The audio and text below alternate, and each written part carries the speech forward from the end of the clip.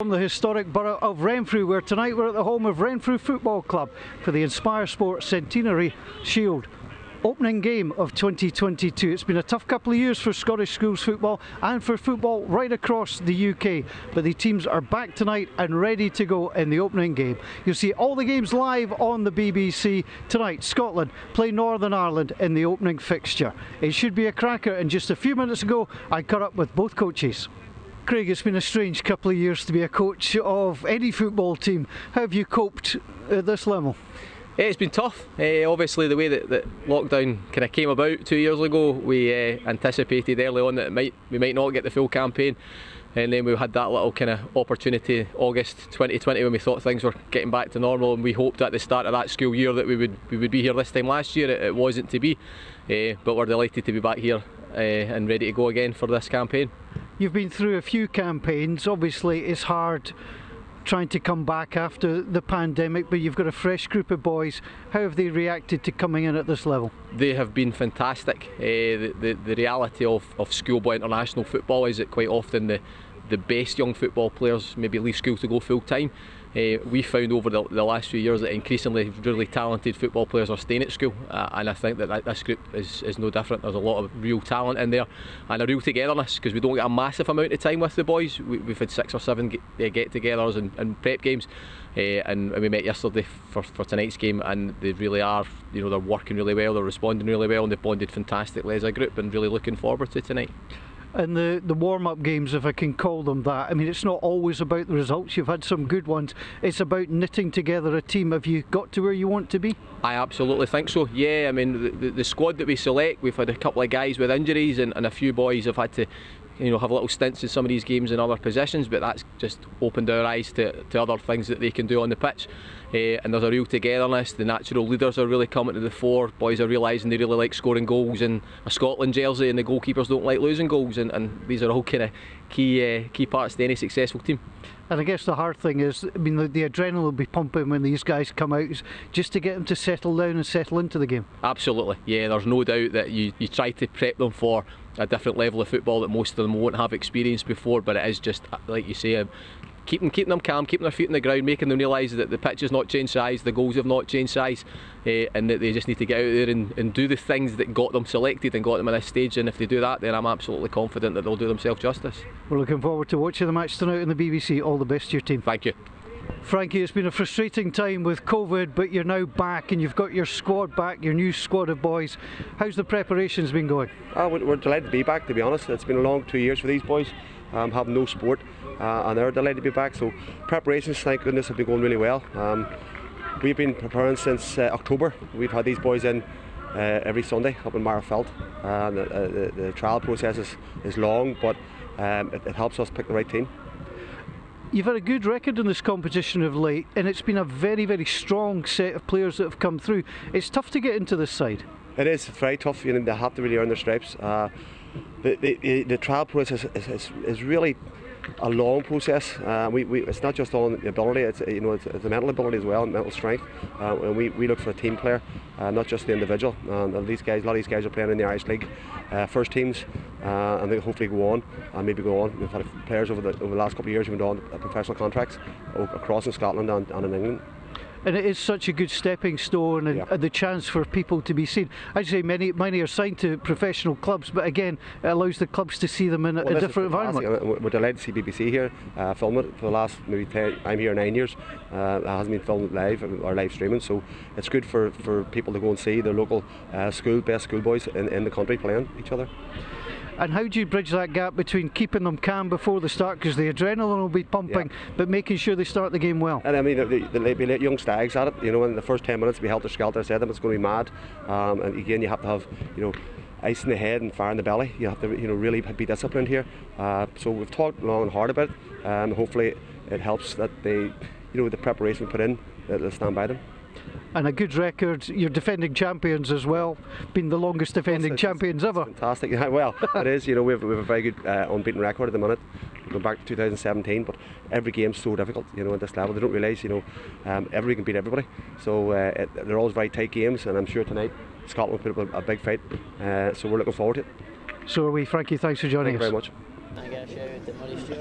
So a warm welcome to the inspiresport Centenary Shield 2022 kicking off here in Renfrew. It's a lovely night in the west of Scotland. The rain has stayed away, the artificial surface is ready to go, and so are we, as the Centenary Shield, which didn't take place last year, started in 2020, though sadly only a couple of games. It's great to have football back at this level, and this is a great way to get started. Scotland against Northern Ireland. Scotland this evening, well, they have Liam Russell in goal. They will play a back four of Gavin Hamilton, John Binney, Matthew Strachan and Jay Burns. Kenneth McInnes and Ollie Brander will sit. The three in front, Ryan Mohammed, Ben Lamont and Lewis Gibson, and Lucas Stenhouse will lead the line for Scotland under head coach Craig Johnston. For Northern Ireland, Ryan Brown is the goalkeeper. They will go with a 4-4-2 formation.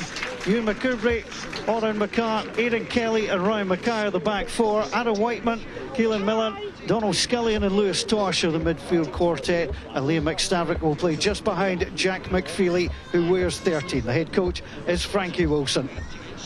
The two teams have joined us here on the surface. Big moments for all these players. Northern Ireland with some experience at under 16 level, with this the step up to under 18 level. These players have had a long journey to get here in terms of trials, and with trials come tribulations, but they've come through it, and they will represent their country this evening, the young men of Scotland and Northern Ireland in this Centenary Shield. Nervous moments for them. There will be the anthem. They will be presented by representatives of the Scottish Schools Football Association and Northern Ireland as well. There's confirmation of the substitutes. Northern Ireland are one short. Patrick Kelly did not travel. He is actually with his club Coleraine and may take part with them.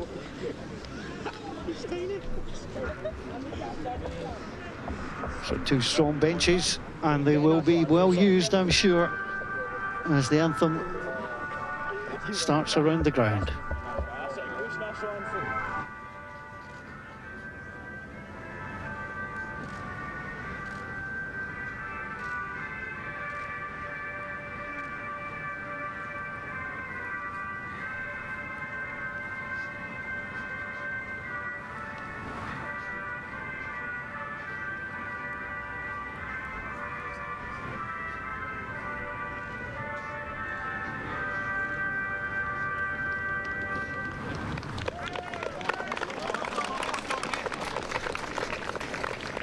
Well, the anthem ringing out round this stadium, the home to Renfrew Football Club. And here is the flower of Scotland.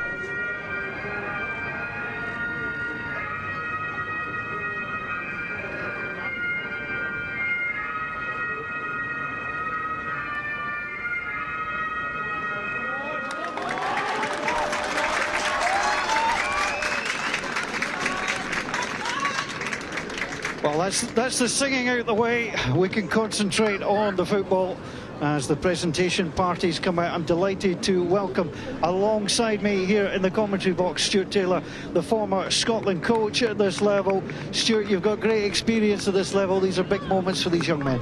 Yes, they are indeed, and I'm sure the boys are looking forward to the game. They'll all be a bit nervous, the players from both teams, this being their first international of this new season. But I'm sure they'll give 100%.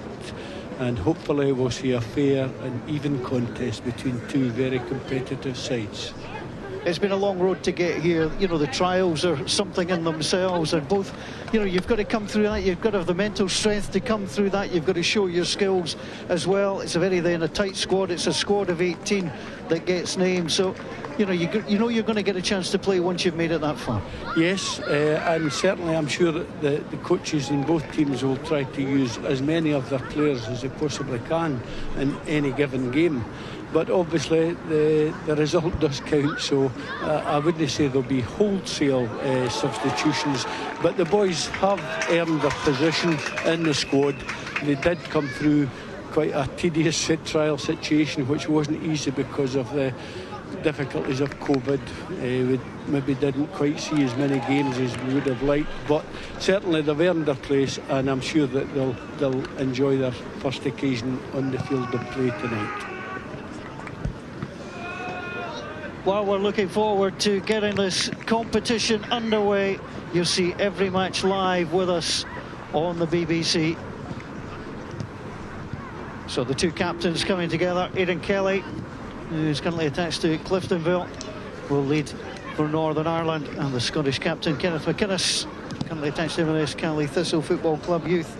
Our referee is Barry Cook, a former international at this level, and we'll hear from Barry at half-time about his time between the sticks for Scotland schools.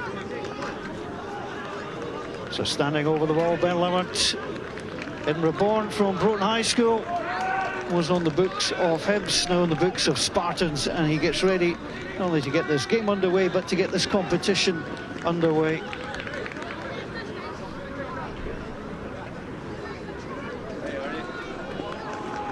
Referee checks that all is okay and we are good to go. And Barry Cook checks both of his watches, and we get ready to get underway.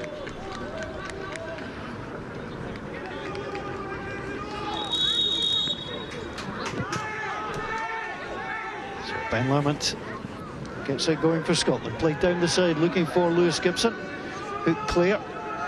And Jay Burns trying to get involved. Stumped clear by Ian McCubrick. McCubrick sends it long. Gavin Hamilton has to get it back to his goalkeeper. An early touch for Liam Russell. And again, no nonsense defending from Ian McCubrick. Stuart, you know what this is like. The players just want a touch of the ball. They just want to get on the ball and get themselves into the game. Yes, it tends to be a wee bit frantic in the early stages. That's understandable. And it's important that somebody gets their foot on the ball and slows things down a wee bit, and then we'll see some good football, I'm sure. Because Stenhouse doing some chasing. And Mohammed as well, but it's picked up in the midfield by Northern Ireland, Lewis Tosh. Tosh back to Oran McCart. McCart sends it long. That's an awkward one for Scotland to deal with. John Binney with the header. And Northern Ireland pressing down this right-hand side. Opportunity to cross in, and that's a good early take from Liam Russell. And as a goalkeeper, Stuart, that's what you want. The ball fizzed across, no danger, and you come and take a good kick. Yes, that's a great start for Liam. He's a confident lad, and I'm sure that will have built his confidence that wee bit more. Well done, Liam. Stenhouse tries to find it, but a good challenge in the midfield. Breaks back onto Lamont. Mohammed is out wide for Scotland. There's danger here for Northern Ireland as that's flicked in. Well dealt with by McCubrick. Scotland launch it into the area again. A little bit of pushing going on in the area. And Barry Cook up with play to give the free kick.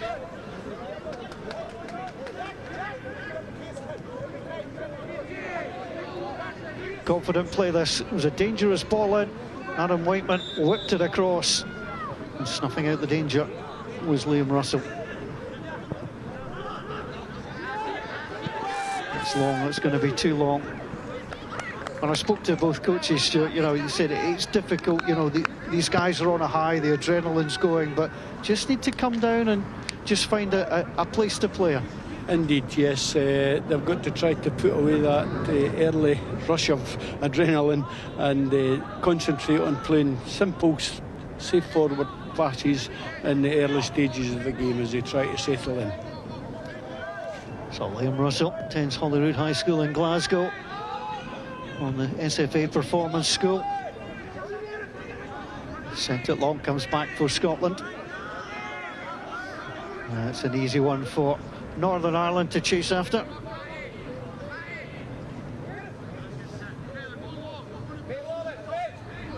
So Ryan Brown, the Northern Ireland goalkeeper, will get the chance to play this forward.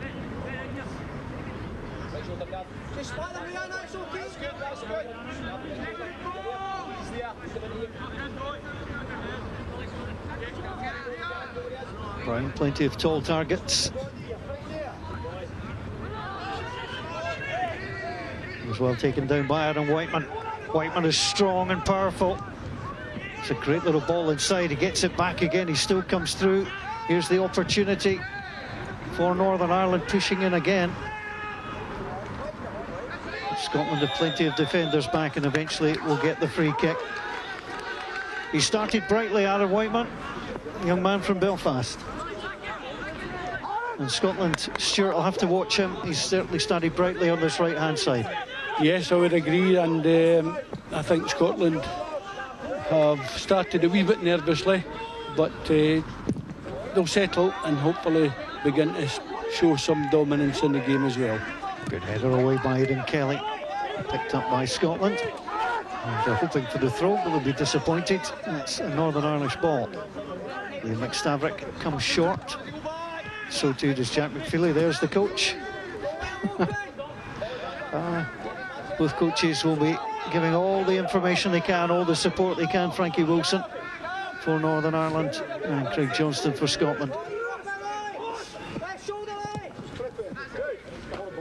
Ball for the back from Kelly. It's good control. Scotland under a little bit of pressure here. Russell does well, just deflected. And Lewis Tosh, wide left-hand side of the midfield four, does like to push up.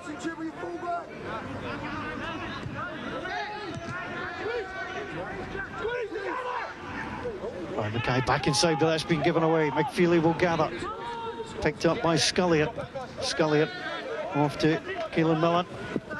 Scotland will attack on the far side. There, Mohammed. Skipper's calling for it. It's McInnes. He can't hit them, but he was well robbed by Millen. On to Whiteman. Whiteman being tracked back by Gibson. And the Kubrick. Stepping inside on the left foot was well read by Gavin Hamilton, though. And Hamilton with some room to run. It was a good tackle.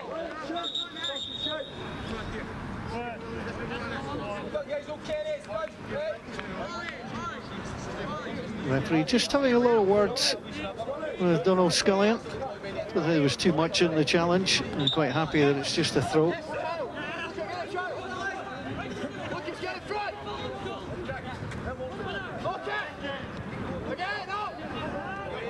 Headed high in there that time by Lucas Stenhouse. Northern Ireland ball. Both coaches, Stuart, just been looking at this first 10 minutes. Don't give anything away.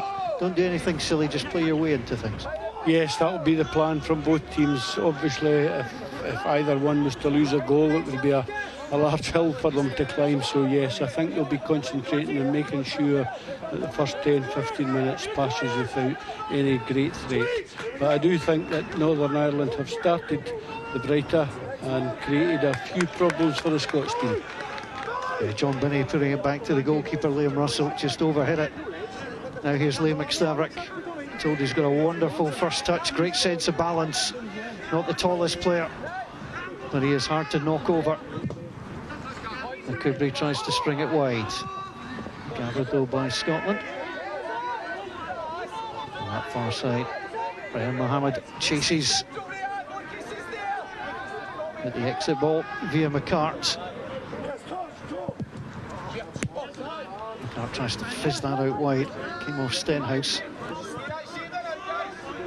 Already looks like in the first 10 minutes, sure that both the Northern Ireland centre-halves have got a decent pass on them and can play the ball out of defence. Yes, they look very comfortable, and hopefully we'll see the same sort of form from Scotland's two centre-backs. But yes, at the moment, the two Northern Ireland centre-backs are looking very good indeed. That's launched long, but it's well dealt with. Well, Scotland jumping, he's had a lot of work to do early. Here's a Whiteman, it's a lovely little ball through. Trying to pick up Liam McStavrich. We've been told to expect those little late runs into the area. And again, Liam Russell has to come off his line. Scotland cede possession once more. McFeely lays it off to McStavrich. McStavrich tries to work the 1-2. And he'll just overrun that. That should be a Scotland ball. This is very lively from Northern Ireland. And this is where I guess you look to your captain, just have a little word and just to settle things down. Indeed, yes. There's been a couple of slack balls played into the midfield area which have been really easy picking for the Northern Irish boys. And these have caused Scotland problems, so they really must tighten up with the quality of their pass in this area here where they... In an attempt not to play long, they've played a couple of dodgy short passes, so I think the coach would prefer at the moment that they settle for some longer ball.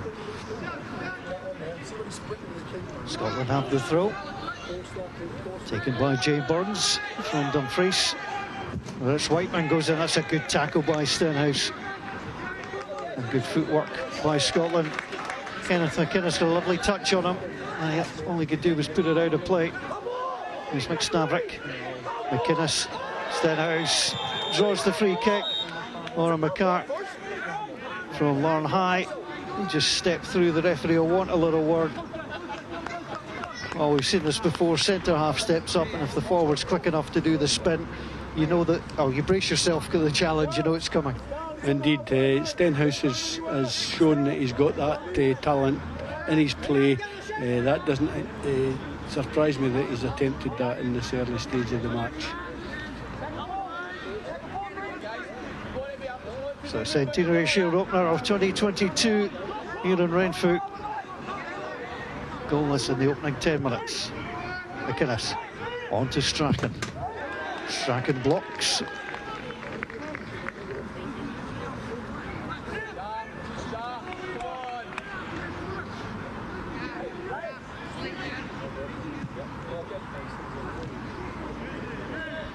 Good crowd inside this ground. And there's the ball. Will come back. McInnes gives the ball away. It's going to be picked up by McStavrich. Liam McStavrich continues his run as it's opened wide onto the far side. Onto Lewis Tosh. Tosh holding off Hamilton. Tries to go past him. Trying to link up with Mackay. Comes back into Scullion. Scullion. And Northern Ireland quite happy just to play the ball backwards. That's a great little pass through, but offside. Well, just when Scotland thought they could relax, the pass through, lacerated through the defence. They just moved a little bit too early.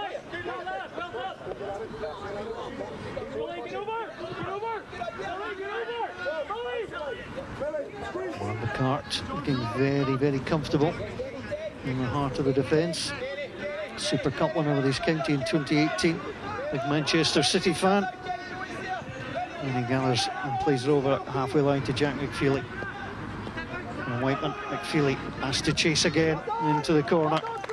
It's an occupational hazard if you're a spectator here. You're going to get clobbered with the ball once or twice. Gerbrick on the books of Linfield.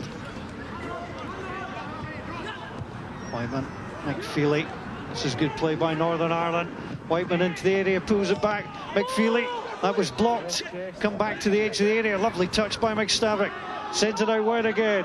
On to Whiteman, dragged inside. Scotland to get players back, and they had to get players back. It's a good challenge by Jay Burns.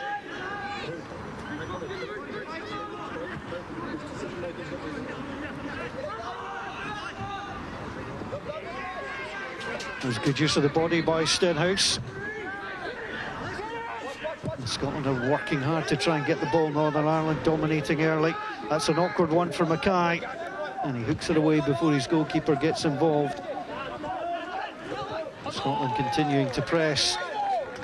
Scotland need a little bit of relief somewhere. Stuart, Northern Ireland causing all the problems. They've had to defend stoutly so far. A couple of dangerous chances for the visitors.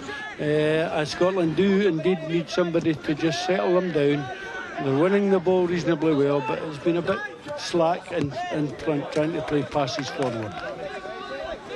So a brighter start from the young men from Northern Ireland. Well, it was a shout for a handball. Whiteman played it in, taken down by Feely, was driven in. Difficult one for the referee, and he was up with play. Look at Northern Ireland again. Whiteman tries the shot, might come back to him. It's good defending by Jay Burns. Had to be in the right place. You've got to time these correctly. Yes, that was perfectly timed by Jay. He's a sturdy young lad, and did well to recover the ball for Scotland. The voice of Stuart Taylor, the former Scotland coach at this level, enjoying the action here. As the free kick will go against Donald Scullion.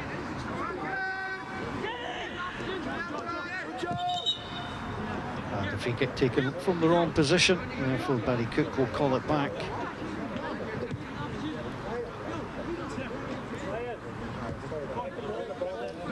Graham Mohammed from James Gillespie wears 9 for Scotland tonight. Important figure. As that runs away from John Binney. Binney plays the ball back to his goalkeeper, closed down by Jack McFeely.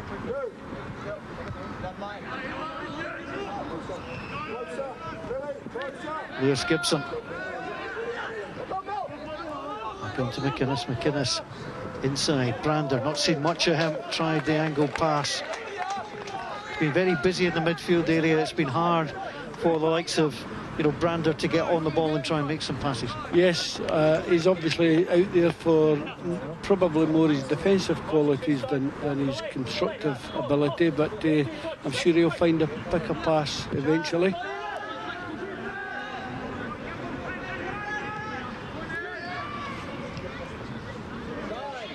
Here's the opportunity for Scotland. Lewis Gibson.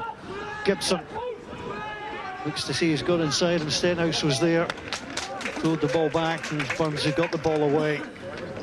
Scotland with a chance. I think Northern Ireland goalkeeper Ryan Brown completely unconcerned.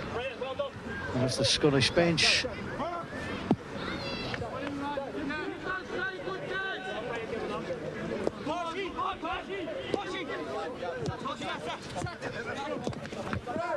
"15 minutes played here, Aaron Renfrew, 0-0 so far."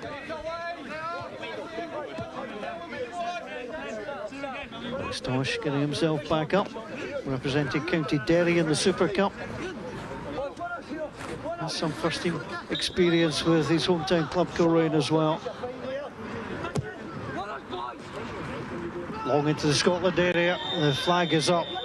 Liam Russell, it's what you like to see from your goalkeeper, Stuart, coming to try and take charge. And yes, we're happy with that attempt by Liam. He looked confident in coming for that ball. Obviously he was taken out the play there, but it's been a shaky start from Scotland. There's no denying that. I'm sure they would like to have started a bit better, but encouragingly for them, they haven't lost a goal. So this is traditionally a very, very tight fixture, lots of draws in it, so hopefully we'll see a breakthrough soon. Stenhouse is trying to cause that for Scotland, pulls the ball back onto Gibson. Now Stenhouse goes for the curling effort, and Scotland have scored! Lucas Stenhouse with a goal. Scotland conjures something out of nothing. It's a wonderful curling strike into the corner. Scotland take the lead. Scotland 1, Northern Ireland 0. What a fantastic finish there from Lucas Stenhouse. He's always shown these talents in the warm-up games that we've had, and yes, that was a wonderful finish to the goal there. Well done, Lucas. Well, it was very much meant. He knew exactly where he was at the edge of the area. He spotted Ryan Brown, who wasn't positioned badly, and he took it. It was a beautiful little flick played into him, and the curling effort right into the far corner. And Scotland, despite being under pressure, find themselves in the lead.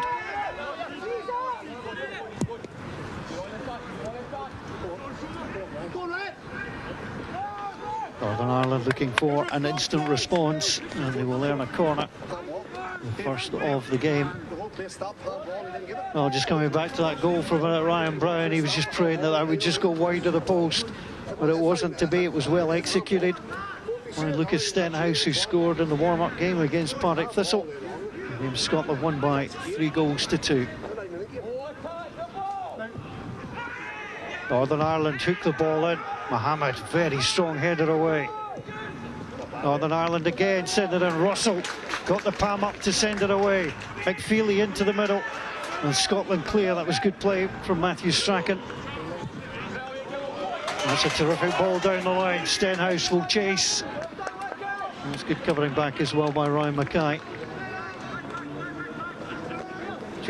Goals change games. We know that, Stuart. You've been around long enough, you know that as well. And Scotland have got that little spring about them. Yes, indeed. And I think so far, although they've maybe been under a bit of pressure defensively, they have defended very well. So that goal should give them the boost to go forward. But as I've said, it's a long way to go. These games are traditionally very tight all the way through to the end. Just 3 goals in the last 3 meetings of these sides. There were one of 2 games that played in 2020, Scotland and Northern Ireland, one apiece on this ground. Wasn't originally scheduled to be here, but the original ground was waterlogged. And it was a 1 each on that occasion. As Mohammed goes down, that's a free kick to Scotland. And a chance to get the set plays.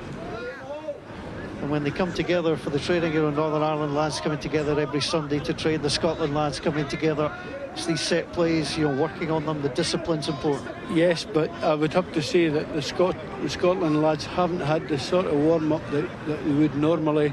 A lot of disruption, obviously, in schools throughout Scotland. It's been difficult to find time to get the boys together. But they worked very hard at it over the last 2 days, although that free kick wouldn't seem to be evidence of it happening. But certainly they worked hard over the last 2 days on that kind of finish. Thank you.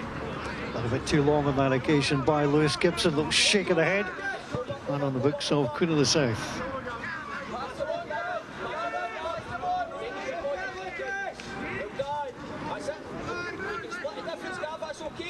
Northern Ireland again linking up through McCart and Kelly. Kelly wants some movement ahead of him. And the referee will decide. It's a free kick. I'm not going to make an excuse here, Stuart, but there is a metal pillar of the floodlights right in front of us. So stepping to the left and the right, and the referee was obscured by the pillar. Indeed, yes. It's maybe not the best place piece of mechanism in front of us here now.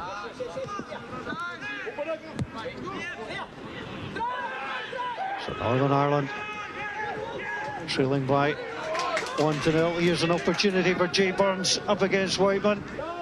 Burns takes a little check but gets some help from Donald Scullion. Scullion releases McStavrich. It's a terrific ball through, just a little bit too long in the end. Liam McStavrich goes against Jersey under-18 and the under-21 side in the warm-up, and already you see the danger that he brings.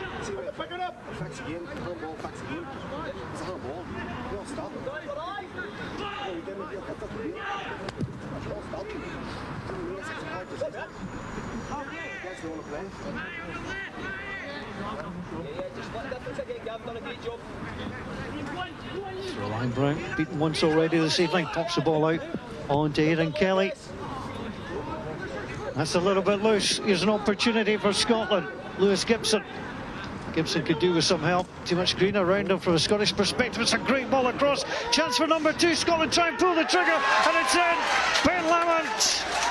Well, Northern Ireland couldn't clear their lines, and Ben Lamont was on hand to take a touch to roll the ball into the back of the net. It's Scotland 2, Northern Ireland 0.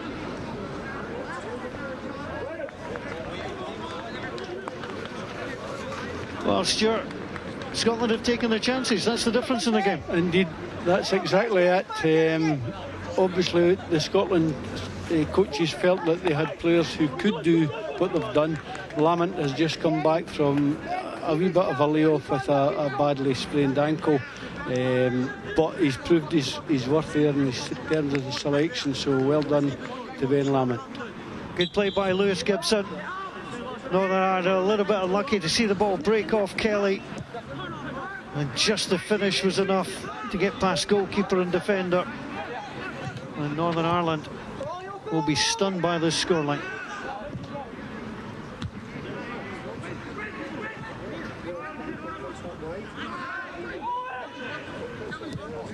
And Scotland have traditionally struggled in this. The last 8 meetings of these sides at this level, Northern Ireland have won 4 and drawn 4. But Scotland have been ruthless with their chances. Northern Ireland yet to be clinical. Lama loses out. Whiteman again. Scotland tracking back through McInnes. Whiteman pops up on the left this time, taking on Hamilton. Easily past him, fancies the drive. Great save. That is a terrific hit from Adam Whiteman, and arguably it's an even better save by Scotland's Liam Russell. Yes, a terrific save from Liam. He's shown all since we selected him that he is a very good save maker, so he's really dug Scotland out of a hole there. The dangerous move that Whiteman produced on the opposite side of the field. I thought he had slipped out of the game slightly, but he came back with a vengeance there. Well, Adam Whiteman really bringing things to life for Northern Ireland. An important player he's proving to be. Comfortable centre midfield, or as he is this evening on the right hand side. A couple of balls on the field, we just used the one. So the corner kick will be delivered from the right hand side. Northern Ireland looking for an answer. Lewis Tosh. Quality left foot. Tosh plays it in. Scotland get the head flick away. Stenhouse. Now the play. There was a little push there by Mohammed, and that's an awkward place to get stuck. McStavrick just coming along, and it will be a yellow card. Well, Rayan Mohammed, the challenge certainly wasn't needed.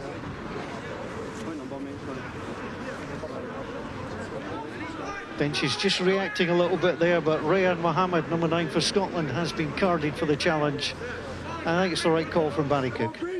Yes, I would agree. I don't think there was any malicious intent in that, but putting your opponent underneath the fence isn't maybe really what we would hope for. That'll be the technical offence that Barry Cook will write down on the form.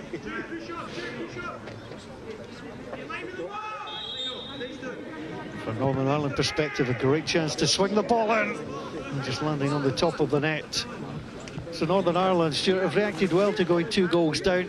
They have indeed, and Scotland have certainly maybe contributed to that a wee bit by giving Ireland the opportunity for a couple of set pieces. They really need to take control and do their best to protect a 2-0 lead. It was a good effort. And Donald Scullion certainly a threat in the air. Away by McCoubrey, but Scotland will pick up. Ben Lamont, scorer of Scotland's second. Jay Barnes will come across to take the throw.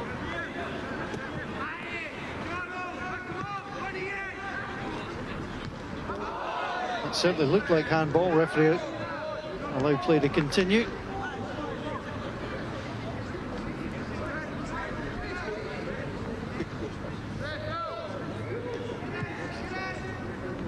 Gibson for Scotland. Down the side here's Stenhouse. It's a good challenge once more by McCart, and Scotland will get their first corner of the game. It's not often you get 2 goals before you get a single corner, Stuart, but Scotland will be happy enough. They will indeed, and we'll see if they can develop something from the work that they did earlier in the day. Maybe a set piece move might come off. Corner kick driven in, it's well defended. Initial header out. Northern Ireland chase it out again through Scullion. There's the liveliness of Keelan Millen. Scotland's got there and knocked the ball out of play. To put this into perspective, so Scotland won 4-0 at Torry Glen in 2012. They've scored just 5 goals in 8 meetings since. They found the net twice in the opening 22 minutes here. Yes, it's probably as good a start as they could have hoped for.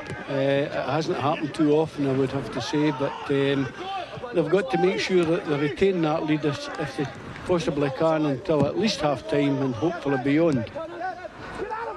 So the Northern Ireland side gets different age players as you go through, but they haven't lost at this level in this tournament.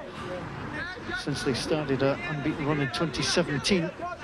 It's 24 games, but 25 looking unlikely thus far. Whiteman sends it in. Good, comfortable take for Liam Russell. But Aaron Whiteman continues to be the pulse of this Northern Ireland side on the right-hand side. Get one back here, quick! Second ball!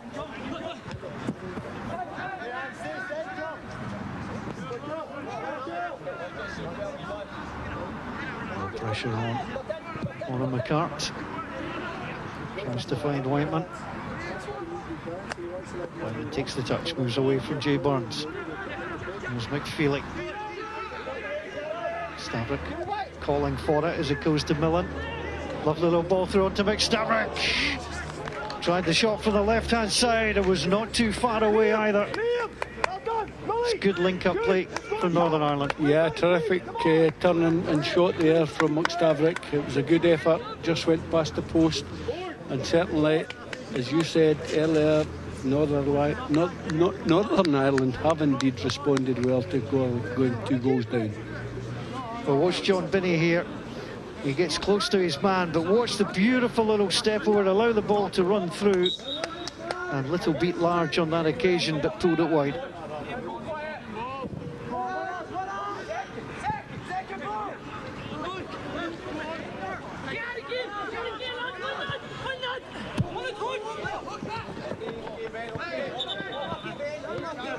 Lamech can't keep the ball in on that far side, just in front of the bench.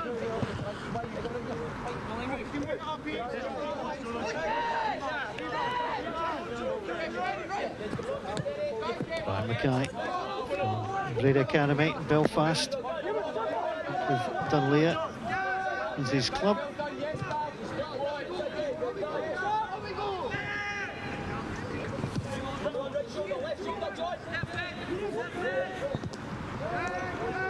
Kelly through to McCart. Wyman. It's away from McInnes. Just a little bit of a push. The referee just wanting a little word for the pullback. And he's going to show the yellow card as well.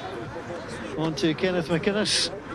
Scotland skipper goes in the book. That's the second Scotland player to see yellow. Scots boys must keep their discipline here. These yellow cards mounting up, and hopefully they won't cost us anything in the long run, but these are avoidable. There was a red card for the Irish skipper when these sides last met, and the one apiece here. The referee was Paddy Cook on that occasion, as it is today.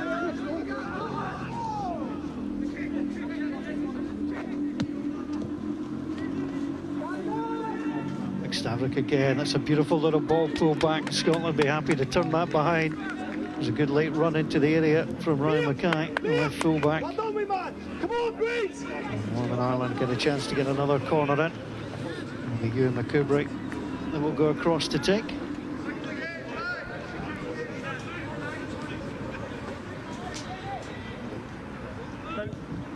Plenty of bodies in the middle. Just missed the second one by John Binney. And Northern Ireland will get the throw. A wee bit of good fortune for Scotland as that ball ricocheted there. Certainly Ireland will be feeling that they deserve a goal. Northern Ireland with plenty of possession, plenty of push. But as yet, no way past the Scotland goalkeeper, Liam Russell.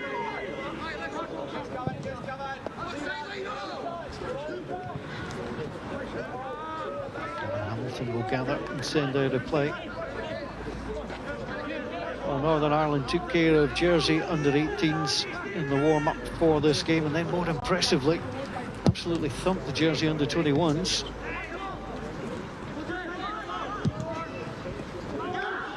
So they're a team that came in good form, finding the Scots a different proposition so far. 32 minutes gone. The Centenary Shield of 2022, the opening fixture. And Scotland with a 2-0 lead. Whiteman.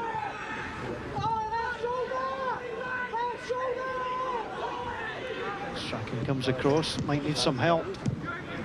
Scotland clear.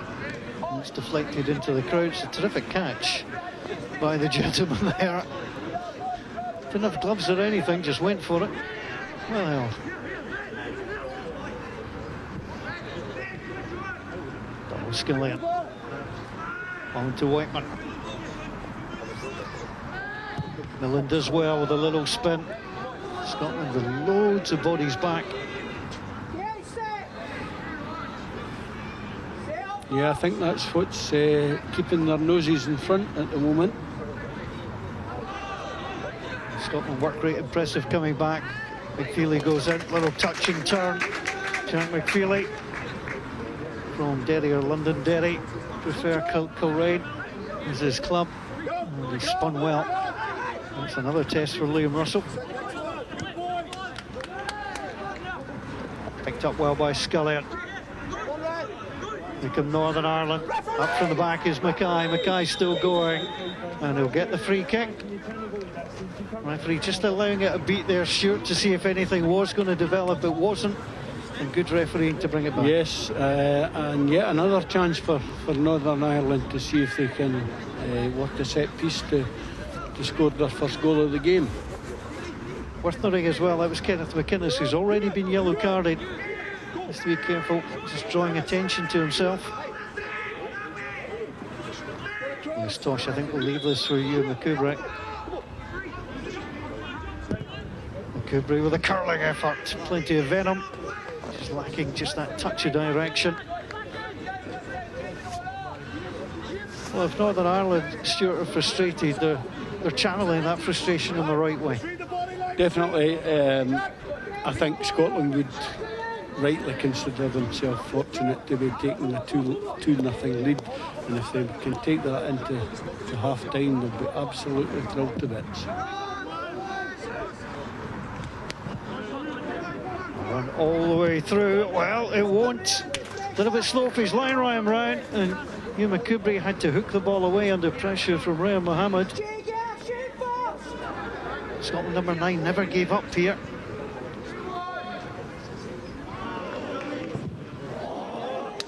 Long, hopeful ball would have been offside anyway. Northern Ireland will get a chance to clear their lines. Northern Ireland are the holders. They win 2019. And here was this little clearance, just didn't come back in time. Yes, it's quite a record that Northern Ireland have in this competition. That's a terrific run of results. To be honest, I didn't even realise it was as good as that, but we've always known they would be a competitive team, and no surprises here. They're, as I say, maybe a wee bit unfortunate to be 2-0 down, but Scotland will be delighted. Coached by Frankie Wilson, 51-year-old former midfield player. He's led the side for a number of years now. He's former Clifton Bull, Carrick, Ballyclare, Omagh Town, Bangor. Also tinkered with the GAA as well, so a bit of an all-round sportsman. Brings an infectious enthusiasm to life as the coach.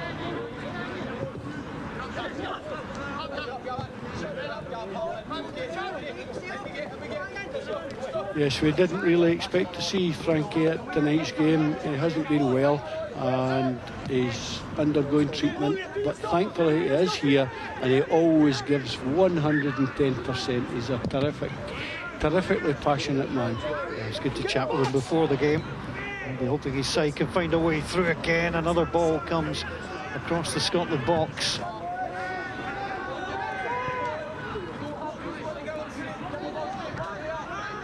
Here McCoubrey. It's nicely done by Lewis Tosh. Tosh into Jack McFeely. Calling for it in the midfield is Scullion, but Scotland intercept through McInnes. Kelly sends it wide. It's just going to run out of play. That's almost a testament to the way that Scotland are playing. It's very hard at times for Northern Ireland to get through. Sometimes you just end up with the overhit pass. Yes, indeed. They say sometimes that a 2-0 lead is the hardest one to cope with in football. I'm not so sure about that, but certainly Scotland are not completely in control of their own destiny here. I think that they'll do their best to get to half time at 2-0, and maybe we'll see some changes in the second half. Stuart Taylor, the former Scotland coach at this level, still very much involved in the game as the ball gets played into the middle again. Well dealt with by Scotland. Good stretch in a way. John Binney, Dundee High School. Beg your pardon, that's the wrong one. Breeze High School, near Falkirk. The geography letting me down as offside flag goes up on that occasion.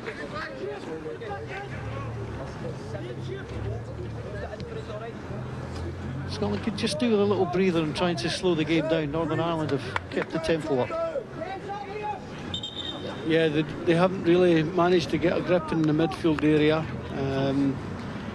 Maybe resorting to the longer ball to give them some relief from the pressure. Yeah, they would prefer to maybe take a wee bit more control and make a few more passes than they're able to do at the moment.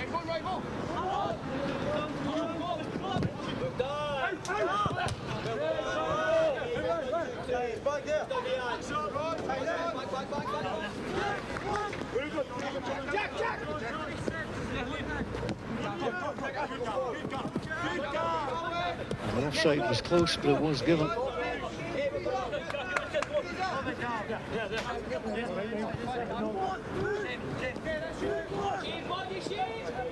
So Scotland looking for the first win against Northern Ireland since 2012. 4-0 victory at Tony Glen. Very much a blip in terms of this fixture. So far, Scotland have the goals. Northern Ireland with plenty of the ball. And again, trying to get involved. It's going to be clear. Matthew Strachan. Falls Scotland's way. Ben Lamont to Lucas Stenhouse, the two goal scorers for Scotland combining. Stenhouse will pull that back. It's on to Jay Burns. Comfortable left or right. Almost overhit by McInnes, but he tried to work it back. Scullion away. Stavrik.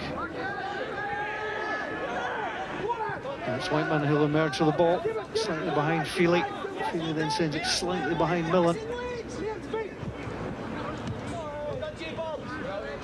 Scotland happy again with Jay Burns just to clear the lines.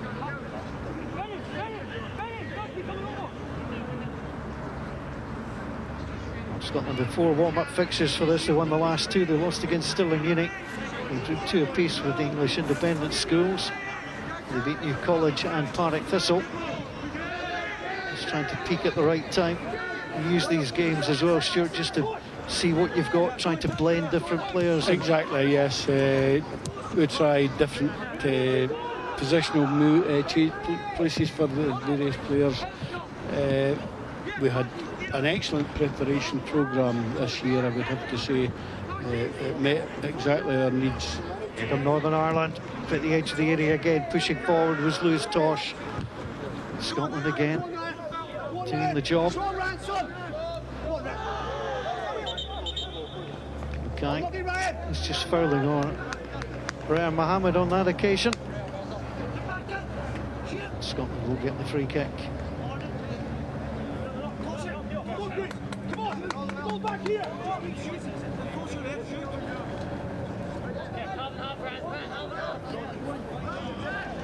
He's decided the throw will suffice.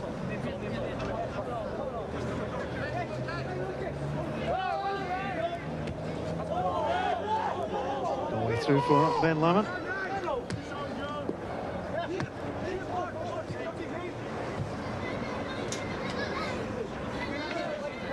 At half-time in the contest, you'll hear from referee Barry Cook, former player at this level, in his journey from between the sticks as a goalkeeper to the man in the middle.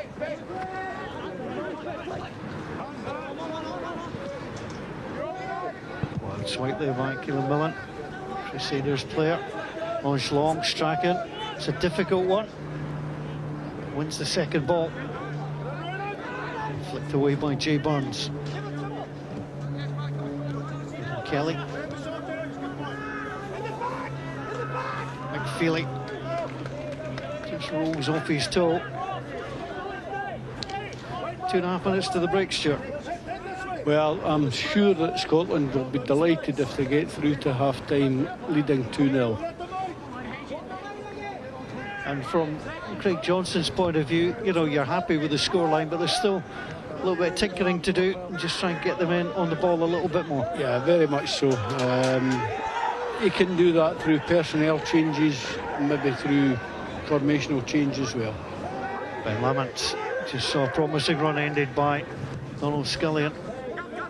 Scullion tries to send it wide, but it was well read by Hamilton. Mohamed well on that far side.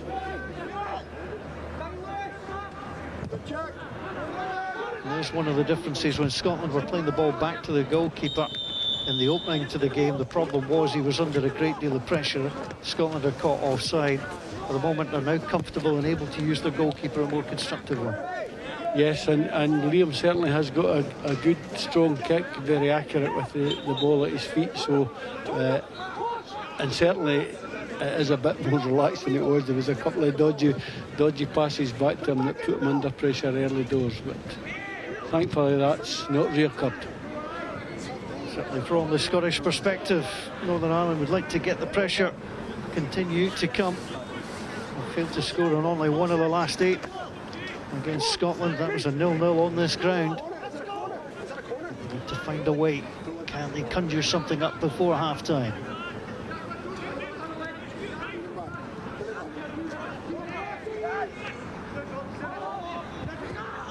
Starvick tried to link. The referee will bring things to a halt.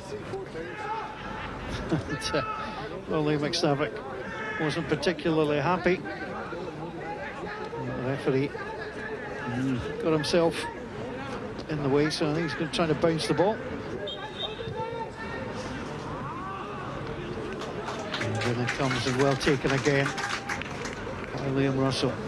He's had a good first half, Liam Russell. A couple of early moments you mentioned there, Stuart, but he's certainly settled his way into the game. It was a terrific save from Adam Whiteman as well. Yeah, I'm very pleased for him. He is a confident lad, and he's certainly performed very, very well indeed so far in this game. No additional time added at the end of the 45. And what a 45 minutes has been to open up the Centenary Shield for 2022. Scotland weathered some early pressure and they managed to get themselves ahead. And Scotland will go in at the break leading by 2-0 and be absolutely thrilled by it as well. The goal scorers going off together and earning some handshakes along the way. Been an interesting 45 minutes of football, Stuart. Yes, it has. As I said all along, I think that Northern Ireland will feel somewhat disappointed that they're in the position that they're in. But that being said, Scotland have defended stoutly, and well, I'm sure they would prefer not to have to defend so well, but they're doing that job, and they'll hope that that continues. Let's have a little look at the highlights of that first half then.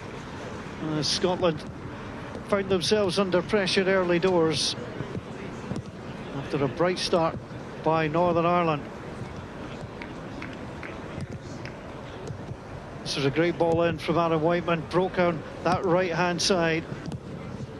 It fell nicely for Feely, and there was a penalty claim, but referee Barry Cook was in good position to decide there was no problem there.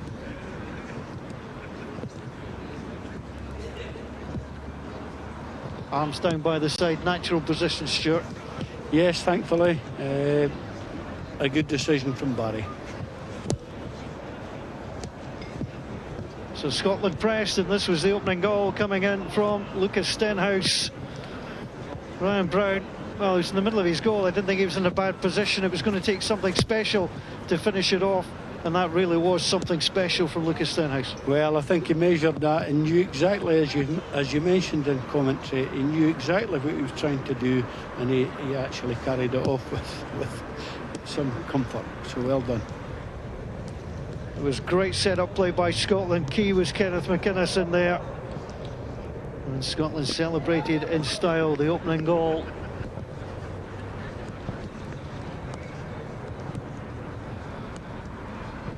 Well, Northern Ireland, well, they'd been so strong at the back through Kelly and McCart, but the loose pass gave possession away, and Scotland certainly made them pay. Keep an eye on number 10, Ben Lamont. Wasn't attracted to the ball, moved away as Lewis Gibson supplied it. There's a tad of fortune about the finish. There was no doubt just coming off the boot of Ryan Mackay. But you've got to be in the right place at the right time, and that's what the young man was. Indeed he was. He drifted away to the back post area and managed to squeeze it home. Now you can see the disappointment etched on the face of Ryan Brown. And that was certainly the problem.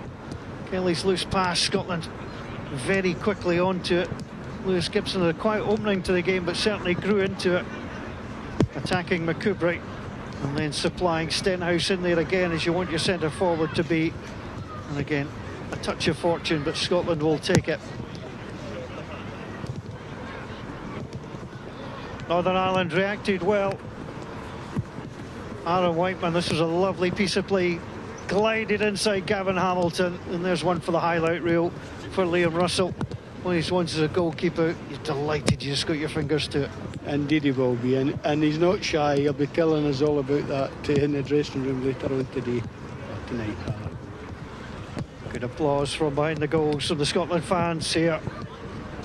But Aaron Whiteman has been a constant threat throughout this opening half, and if Northern Ireland are going to get back into the game, he'll certainly play a key part.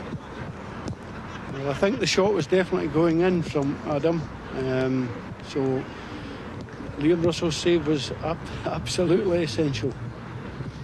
Caelan Millins played well, wears 14, but there's a lovely touch and turn by Liam McStavrich. John Binney got caught out completely, no wonder with skill like this. Watch the pass through, but it's the body shape of the movement of Northern Ireland's number 10, and nearly got his side back into the game. Yeah, best move of the game. Lovely skills, both the pass and the step over to work space for himself. Very unlucky with the shot. So at half-time, Scotland lead Northern Ireland by 2-0. It's been a relatively quiet first half for the man in the middle. That's Barry Cook. He has booked 2 Scottish players, but both those decisions look pretty much correct. He used to play at this level, Barry Cook, and before the game I caught up with him to have a little chat about his time between the sticks as a young Scotland goalkeeper. Barry, you're the man in the middle tonight, but you've got a background in schools football and actually played for Scotland at this level. Yeah, I was lucky enough to represent Scotland, the under 15, 16s and 18 schoolboys, and I also played in the SFA international teams at those age groups as well. So I know that the boys will be looking forward to the game tonight. They'll be probably quite nervous in there, and you know, it's their first time putting on the Scotland and Northern Ireland jerseys. But as a referee team as well, we know what to expect, and we're really looking forward to the game too. It's an enjoyable occasion for us. Looking back to your time pulling on the dark blue or the yellow as you were the goalkeeper, you know, what did it mean for you at that time to play at this level? I would probably say on reflection I maybe didn't quite take it in at that time. You know, at 15, 16, you think there's maybe a football career marked out in front of you, and you maybe don't appreciate the time that the coaches and other volunteers give up, and just how well you're treated and the opportunities you get to play here and play abroad and be lifted and laid by parents and lifted and laid by the team coaches and things. So yeah, it's only something I've really appreciated as I've moved on in my life and moved on in refereeing. Now, you had some success as a goalkeeper. You played league football in Scotland, but there came a point where you were doing a little bit of refereeing and you had to make a decision in which way you wanted to go.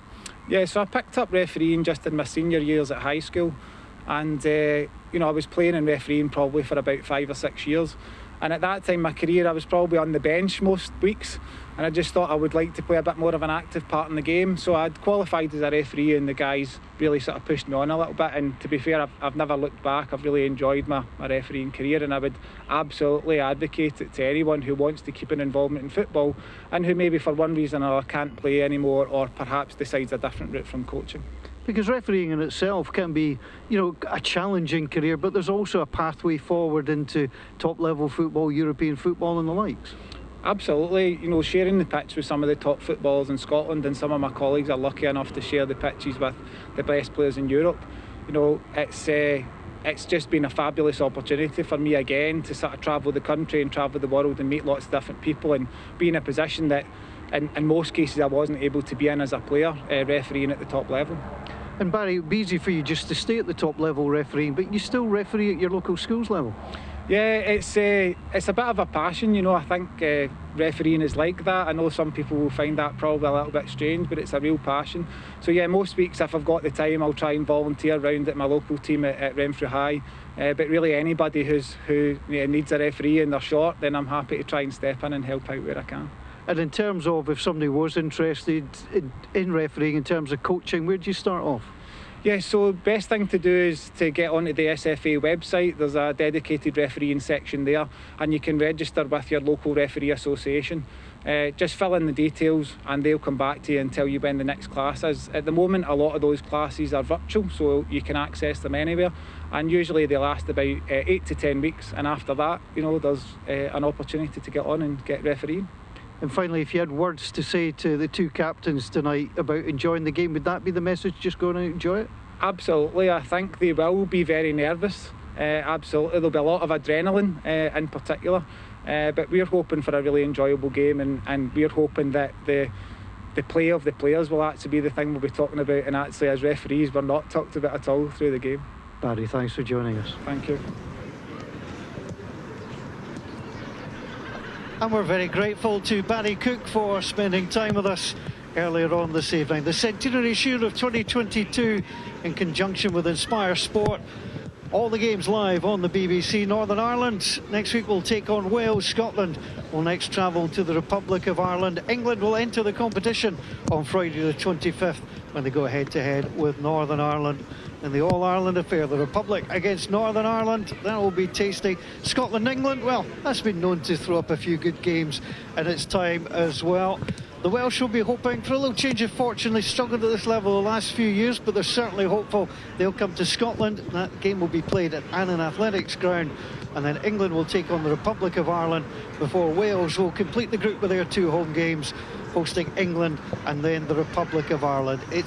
It's just great, Stuart, to have the competition back, and it's such a boost for not only the players, the coaching staff, but everybody behind the scenes at the various FAs. I would agree. It's been a long time coming round, but thankfully we are here, and that is a terrific list of fixtures there. I can assure you, each and every one of these games will be hugely competitive, and such a moment of pride for all the boys that get a chance to wear the shirt of their country. In terms of England and Scotland on Friday the 1st of April, that's not an April Fool, it is going ahead then. I mean, Scotland, England at any sport is competitive, and these young men are, you know, proud to wear, you know, the white of England, the navy blue of Scotland, and that's one fixture you always look to see where that is on the card. Definitely, yeah. We always say to the boys that Scotland are not exclusively the owners of the pride for representing their country. Each and every boy playing for his independent country will have exactly the same amount of pride. Obviously, the English game tends to take the spotlight because of the historic link between the two countries. We go down to Spennymoor on the 1st of April, and I'm sure we'll face a difficult contest down there, but we have managed to sneak the odd victory away from home against the English, so I'm sure that if they get off to a win tonight, who knows, maybe by then they could be in the driving seat as far as maybe retaining or winning the Centenary Shield for the first time in quite a number of years. And credit to the English, because they are actually up here watching the game tonight. They're just across to our right hand side. The scout is here keeping an eye on things. In terms of past winners, I mean, Northern Ireland have done this so well in the last few years. You know, they have dominated the competition to a certain extent, but here are the previous Centenary Shield winners, and it does go back a fair way in this current format. It's been since about 1998. Now, you will notice on your graphic that the Swiss FA are on there as well. Now, it's interesting because they play for a trophy that was put up by the Scots, and then it was a number of years ago when UEFA were changing the age grades, Scotland, for the want of a better phrase, or perhaps a good phrase in Scottish terms, took the huff and didn't agree with these age grade changes and didn't take part for a little while. And Scotland take the huff well, but we got over it eventually. Eventually we did, yes. I wasn't involved with the teams at these times, but certainly I think they discovered at the change of age groups that Scotland really had very little opportunity to compete in any of the fixtures, and maybe it was a wee bit of the huff, maybe it was a wee bit of practical. Why spend the money on an event that you really can't compete in? So, but thankfully things have righted themselves. Scotland have come back in, and looking down your list, there's not too many times that Scotland have picked it up, but thankfully I'm pleased to say that I was involved with the team in 2011 when we beat England at Inverness Calais to get a share of the trophy with Northern Ireland, and that was some night that night. It certainly would be. And it's quite an interesting thing that the shield gets shared rather than goal difference or anything like that. It's almost unique to this environment. Yes, and I think that's important. It's maybe a wee bit old-fashioned, but it maybe brings into it a bit of the ethics of schoolboy football, and maybe the hard competitors would say, we need to find out an absolute winner, but no, I don't think any of the countries would deny an opposition country a share of the trophy if their points are the same at the end of the tournament. So Northern Ireland players are back out, and they're led this evening by Frankie Wilson. And just wondering, he's the man who's not wearing the shorts, he's the sensible one in this weather. And along with his assistant Richard Clark, who won the Shield back in 2003 2004 for under 21 international. As Scotland rejoin us, Liam Russell with a spring in his step, so too Lucas Stenhouse. And you can tell all you want to do as a striker, when you get that opportunity, you take it, and that's what Lucas Stenhouse did, and it's fueled the rest of the game for him, because he has been here, there and everywhere. Indeed, yes. As I say, he scored a great goal against Partick Thistle, and it's given the lad a real boost in confidence, and he's become tonight's game anyway, first choice attacker. So I'm glad for him that he's managed to score a goal, and it's one that he'll remember for a long time, because it was a quality effort on his behalf. So getting ready to get underway again at the start of this second half.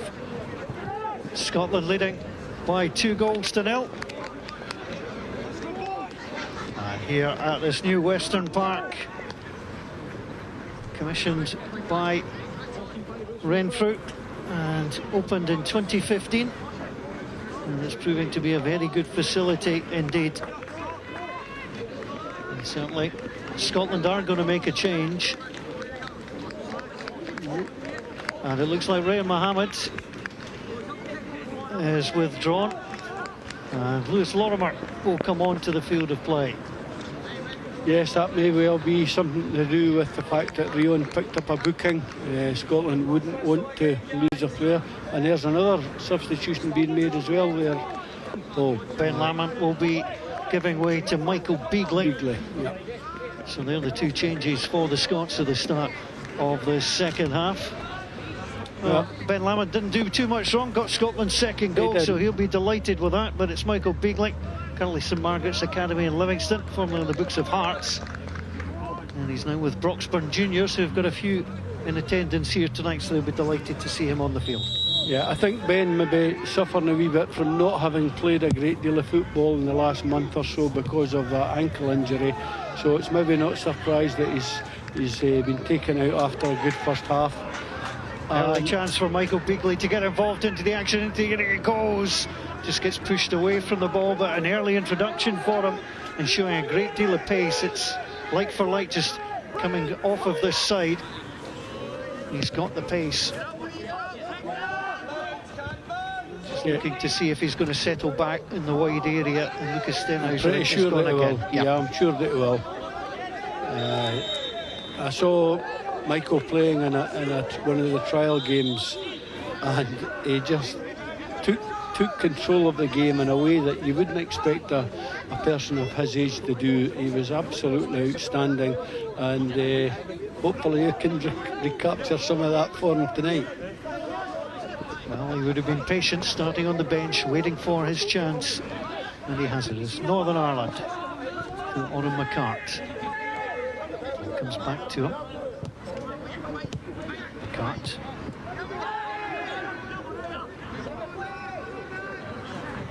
There's Kelly. Good tackle again by Stenhouse. Mackay under pressure from Michael Beagley.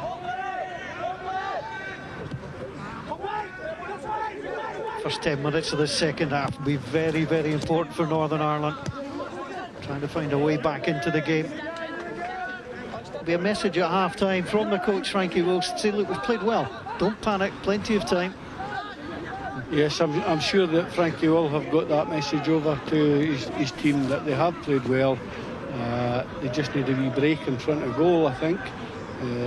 Scotland will do their best to try and avoid that from happening, but it's still a long way to go for Scotland. Gavin Hamilton, good long run out of defence, got himself back into position quickly as well. There's Lewis Tosh trying to get things going. Yeah, an interesting contest on the left wing between Gavin Hamilton and his opposite number. It's two very, very pacey. Oh, Tosh has played it in. It's a mistake by the goalkeeper, and Aaron Whiteman taps home. Well, Liam Russell, who had such a stunning first half, causes the problem in the second, and Aaron Whiteman shows why you should never give up on anything, and he taps Northern Ireland back into this game. Yes, an unfortunate error on Liam's part. We just hope that he will show the resolve to bounce back from that and put that mistake behind him. Scotland would feel that goal was avoidable, not only from the goalkeeping position but also from some slack play in the defensive area. So that's put a different complex on the game now, and Scotland very much still in a contest. Well, I mentioned, Stuart, that the first 10 minutes were going to be so important for both these countries, and it was an error in the end. For all their good play, for all their constructive play, it's an error from the goalkeeper. And well, you've got to give credit to Aaron Whiteman. Sometimes you say, well, goalie's got that, you just step away, but he was there, right place, right time. Yep, he's looked a threat throughout the game. Came in off his wing there, was in the right area to cash in on that slight mistake. Hope you're enjoying all the action wherever you're watching this evening. The Centenary Shield of 2022 underway in Renfrew. Jay Burns plays the ball back. Forward by Kelly, well dealt with by John Binney. And again, long by Kelly. Again, strong by John Binney. Plays for his local club, Alloa Athletic. Alloa Athletic now managed by Brian Rice. Terrific manager, Brian Rice. Good with the young players, good with the experienced players as well. Here's the opportunity now for Gavin Hamilton to come forward. Hamilton out wide onto Gibson. Gibson no way through there. Skillian was strong. Back on to Kelly. Well read on that far side by Jay Burns. Sliding challenges coming in. Starting to get tasty. And Barry Cook just up with play. Well, it's important for the referees there. He just wants to keep things calm. The players are really going for it. But here is the goal. And there was the mistake. Should have been an easy take for the goalkeeper. But all the credit goes to Aaron Whiteman.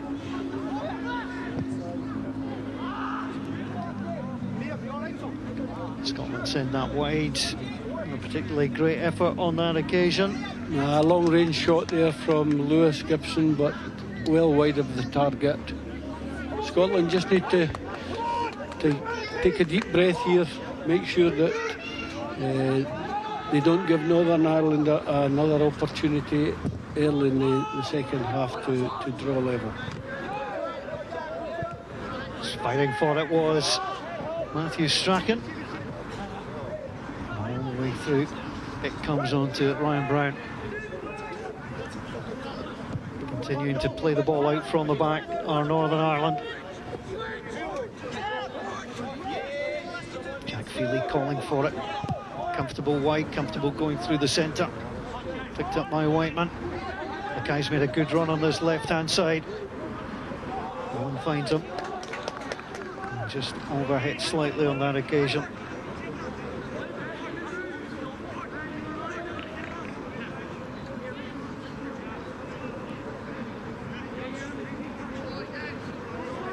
Scotland have introduced Lewis Lorimer to the midfield.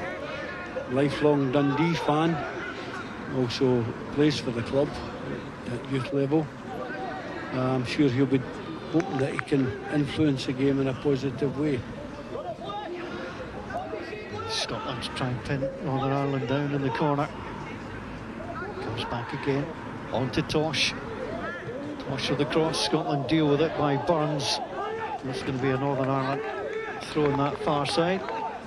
There's Lorimer you mentioned. Lorimer, a famous old name in Scottish footballing ranks. Peter Lorimer, World Cup player. As the ball gets played on that far side, it's too long. And Northern Ireland, you'll just see that ball run out from a Scottish perspective. The only thing missing from the Scotland performance this evening, they've shown grit, determination. They've got a couple of goals. The only thing missing, you could argue, is a number on the front of their jersey, unlike their Irish counterparts. Yes, I'm sure that the Schools FA committee will try and resolve that error. It is clearly a wee mishap there that they haven't got a number on the front of the jersey. And in my role as commentator now, I can pass that information on to them. See, exactly. It's these little tricks of the trade that you like to see. As Scotland try and gather on that far side. Opportunity for the run forward and the step in. The little shot and a great finish. It's an absolutely brilliant finish from Scotland.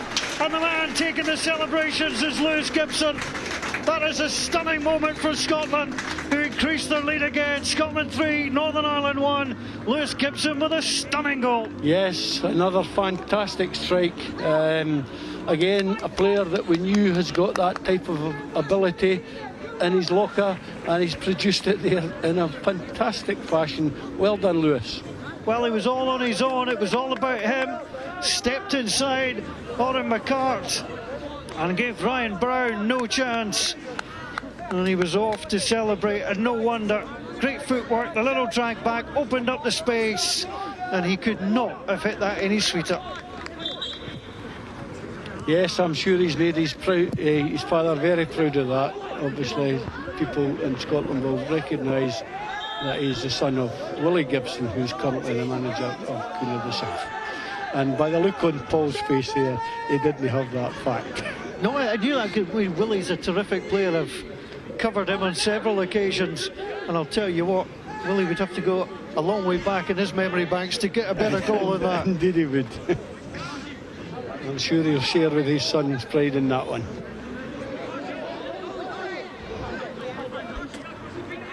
So what can Northern Ireland do? They got themselves back into the game after 48 minutes, but Scotland front again. There's the ball in, deflected behind by Scotland. What's the old story? You're vulnerable after you've just scored, and Scotland will just have to steady themselves. Kenneth McInnes trying to organise his side. You can see him there shouting. Northern Ireland caught out McCoubrey, but it was all about the efforts of Lewis Gibson. Lewis Gibson celebrated his goal as that one drifts well wide. Not being funny here, Stu, but you dream of finishes like this. Oh, we've been fortunate. We've seen two absolutely stunning finishes, two great goals. Scotland 3, Northern Ireland 1. I'll tell you what, if the rest of the Centenary Shield is entertaining as this, we'll take it. Indeed we would. It's a real thrilling prospect. Really excited to be having the tournament back again.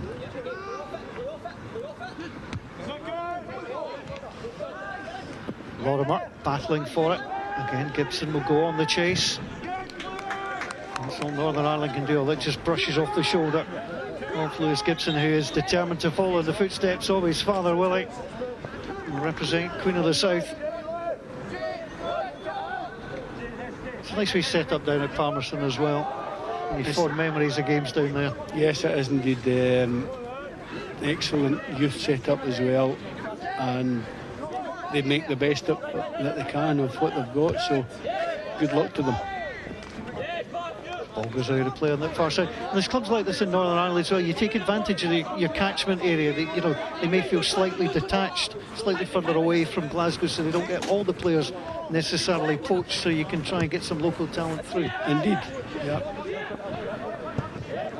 Coming from his goal is Liam Russell. Headed back on the Kubrick. Don't rule Northern Ireland out of this one just yet. They've got the firepower to get themselves level.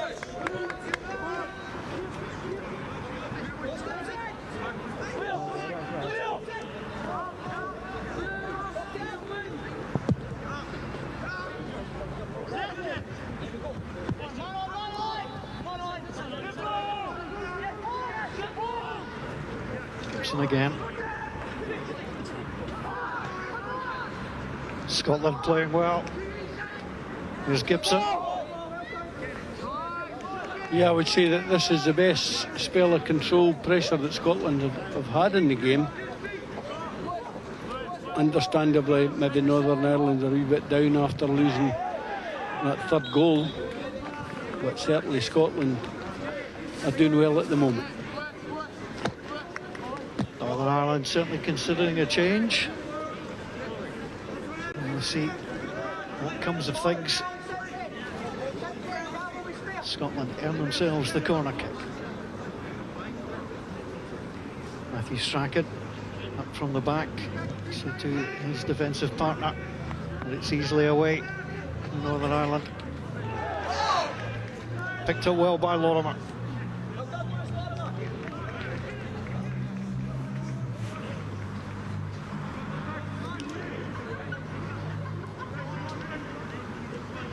It's always a very emotional moment when you announce the starting 11, because 7 boys know that they're substitutes for the game, and we just have to tell them, prepare yourself, you never know when you might go on, and you've got to be ready to give your best. And I think so far the Scottish substitutes have done exactly that. Liam McStavick. It's a great little ball through, but just went too early on that occasion. Jack McFeely, a young Man United fan, just straying on that occasion. As I can see across the Northern Ireland bench, they are preparing the change. I'll disappoint Frankie Wilson, having got back into the game at 2-1 that his team conceded. Really, what, within 5 minutes of getting that goal back, but it was something special. Indeed, I don't think there's too much that his defenders could have done to have prevented that one from Gibson. It was an absolute top-class finish. Good skill prior to it as well. So, no, I don't think the Northern Irish boys could be blamed for that goal. But yes, they'll be disappointed. Lovely turn there by Lucas Stenhouse doing beautifully. That illustrates the level of confidence Scotland have at the moment, and they'll earn the free kick as well. Stenhouse picked up the goal early, got the opener after 17 minutes to match the number 17 on his jersey, and he's been the Energizer Bunny ever since. That's on the back of his jersey, Paul. At the back, yeah, we'll take numbers on the front for the next one. Hour played in Renfrew. Scotland and Northern Ireland sharing 4 goals, which I wasn't expecting. Just 10 goals in the last 6 meetings at this level of these two countries. And that's for the first time this evening. Referee Barry Cook has to get involved regarding pushing and pulling in the wall.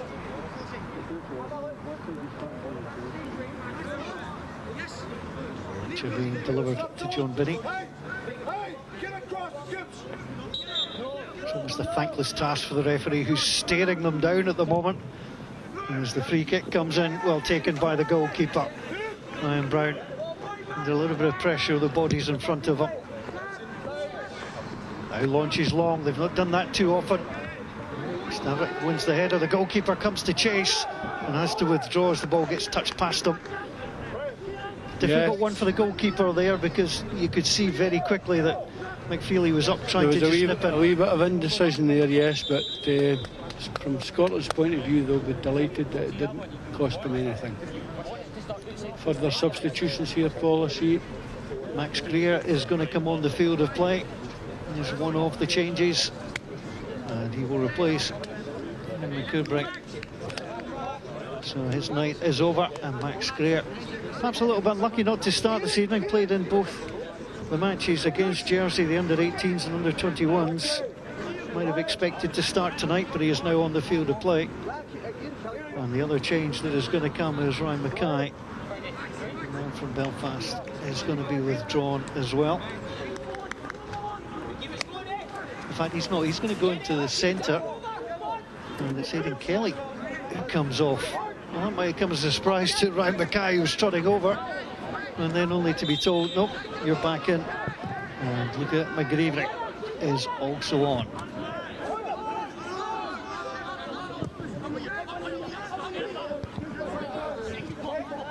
.62 minutes gone.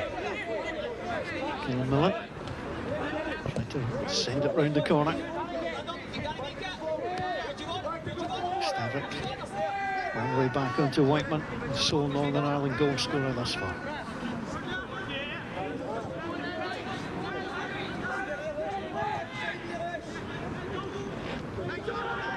Comes through onto McFeely, but Scotland are across well. It's good defending once more. Matthew Strachan covering.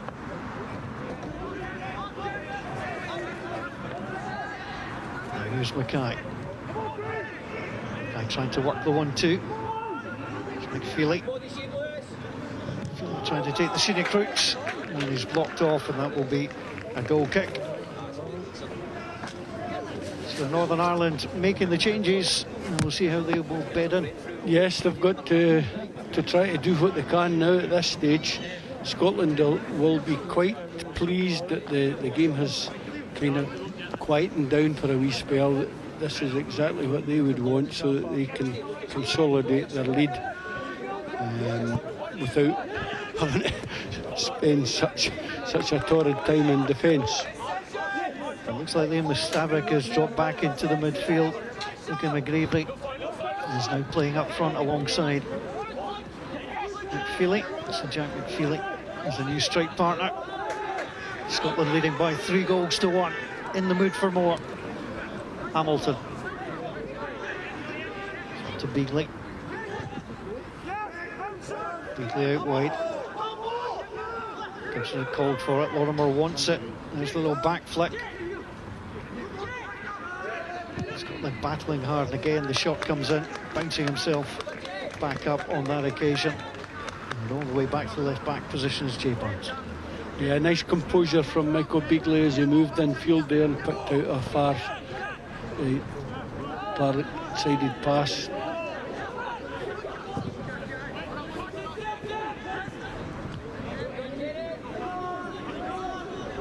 Stenhouse. As well read by Mackay. And Mackay forward onto McGreevy. McGreevy trying to link with McFeely. Scotland again block. Again coming over to help is Matthew Strachan. Feeling unlucky, it just came off his back there. And the corner will be given. Kenneth McInnes under pressure from Donald Scullion. Yeah, he'll be disappointed that he conceded a corner there, because he looked to be in a position to clear it out, but Ireland have shut him down, and they'll be doing their best to cash in from the corner kick. Well, these sides have met 23 times at this level. Scotland have won just 2. Northern Ireland 12, 9 draws. The short corner. Whiteman drills it in, knocked away by Scotland. It's a good piece of play by Greer. They lose out in the end, and the free kick will go against Northern Ireland. Ollie Brander showing what he's out there for. Dogged defender, breaks up play. Yeah, we've not called his name too often, Stuart, but he's just in there in those areas of the game where you need somebody to work hard to pop up all the time. Exactly, and that's what he's doing. So there's Lorimer can't get on the end of that. Northern Ireland will send it round the corner. Scullion will go in up against Strachan. Strachan and Scullion coming together, but the free kick will be given to Northern Ireland and given by the assistant on the far side. Annie Cook being assisted by David Dunn and Ross Cooper this evening. Colin Granger is our fourth official, and here's an opportunity for Lewis Tosh to swing the ball in. Well, was there much in it? Trying to hold him off there. Yeah, certainly grabbed him. That's the correct call. Real danger of the in-swinger here. Jay Burns. Northern Ireland trying to gather. It's played short. McStavick low with a shot. Well blocked. Back to the edge of the box. And Scotland again getting out there before Greer could do damage, but it might fall for McFeely. Has he overrun it? Pulls it right away across. And certainly Luca McGreevy couldn't slide in to turn it home. It was deflected. It'll be another corner. Indeed, Northern Ireland are putting on a concentrated spell of pressure here. That was a great short corner routine. Good effort from the edge of the box. But again, Scotland have been alert. They've defended very well. A kick to come from the left-hand side. It's deeper this time. The header up and wide. It was Donald Scullion who got himself free but couldn't put the header on target. And again, a real threat on the Scottish goal. Yes, it was a close effort there. And Liam Russell pleased to see that one going past his left-hand post. Well, they worked a couple of good moves of Northern Ireland. And here was McFeely cutting it back. You just wanted a taker in green, and there wasn't to be. Greer sends it long. Easily taken by Liam Russell. Scotland are offside. That's just a little bit lazy. Got a look along the line. Flag was up immediately. Into the final quarter of the game. Scotland leading by 3-1. A couple of smashing goals from Scotland. Northern Ireland got themselves back into the game just after half-time, but Scotland added a third. I'll tell you what, Stuart, Scotland will be far from feeling comfortable because they know what this Northern Ireland side can do. Absolutely, there's no room for complacency here. They know exactly what will happen in the remaining period of time left in this game. Throw will go Scotland's way, but Northern Ireland will press.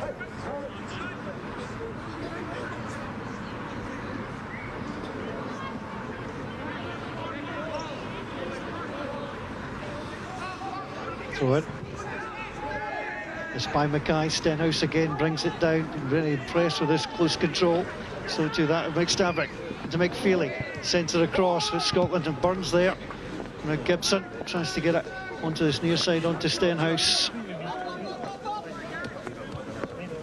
Lucas Stenhouse has done a power of work for his country, as well as scoring a wonder goal. He's covered every blade of AstroTurf out ahead of us. It's a well-used pitch. It is an artificial surface. We walk across it earlier. It's a decent surface. Yes, we've been very fortunate. We've got a terrific relationship with Renfrew. We've had the use of the park for other internationals and for preparation games and training sessions. So we've got a terrific relationship. We're very grateful to all the people at Renfrew who help us every time that we come here. So thanks very much to Renfrew FC. And an Athletic will host Scotland's second and final home game. Northern Ireland will be using the Blanchflower Stadium, the home of Harlan and Wolf Welders FC. As the ball gets played forward, the opportunity for Millen sends it forward. Danger here for Scotland. It's a terrific hit, and again the goalkeeper is there. Look at McGreevy, must have thought he'd scored, but again it's another wonderful moment for Liam Russell. Well, there it summed up, isn't it? A moment of horror, I'm afraid, that he's lost a goal for his country, but that's another fantastic, that's a goal savings, wonderful save, goal stopping save. Well, he's getting some highlight reel. Northern Ireland push again with a corner, and it comes Scotland, the initial header away, it's not cleared well, and then the industrial clearance coming from Jay Burns. Northern Ireland look dangerous almost every time they come forward. Indeed they do, yep. And Scotland have realised that and are going to make a change. Ball goes up on that far side. 16 and 13, so Ollie Brander is going off and Billy Klivenik will come on. And from Lasswade Academy on the books of St Johnstone. Always have bad memories when I mention Lasswade Academy. My rugby team got absolutely thrashed there once. Well, I'm going to make it even worse for you, Paul, because he's Liberton High School, not Lasswade Academy. I don't know where you've got that, and it's maybe our error, but he's Liberton High School. So you can forget all about the Lasswade. Well, thankfully, but yep, the notes on the squad, Yeah. are unfortunately incorrect. Well, I'm passing the blame, it's just a factual error as the ball gets played down the side. I make enough of them without getting any other help. Look at Senhouse does well, he's battling for it at the edge of the area, sets up Beagley, might come back to him.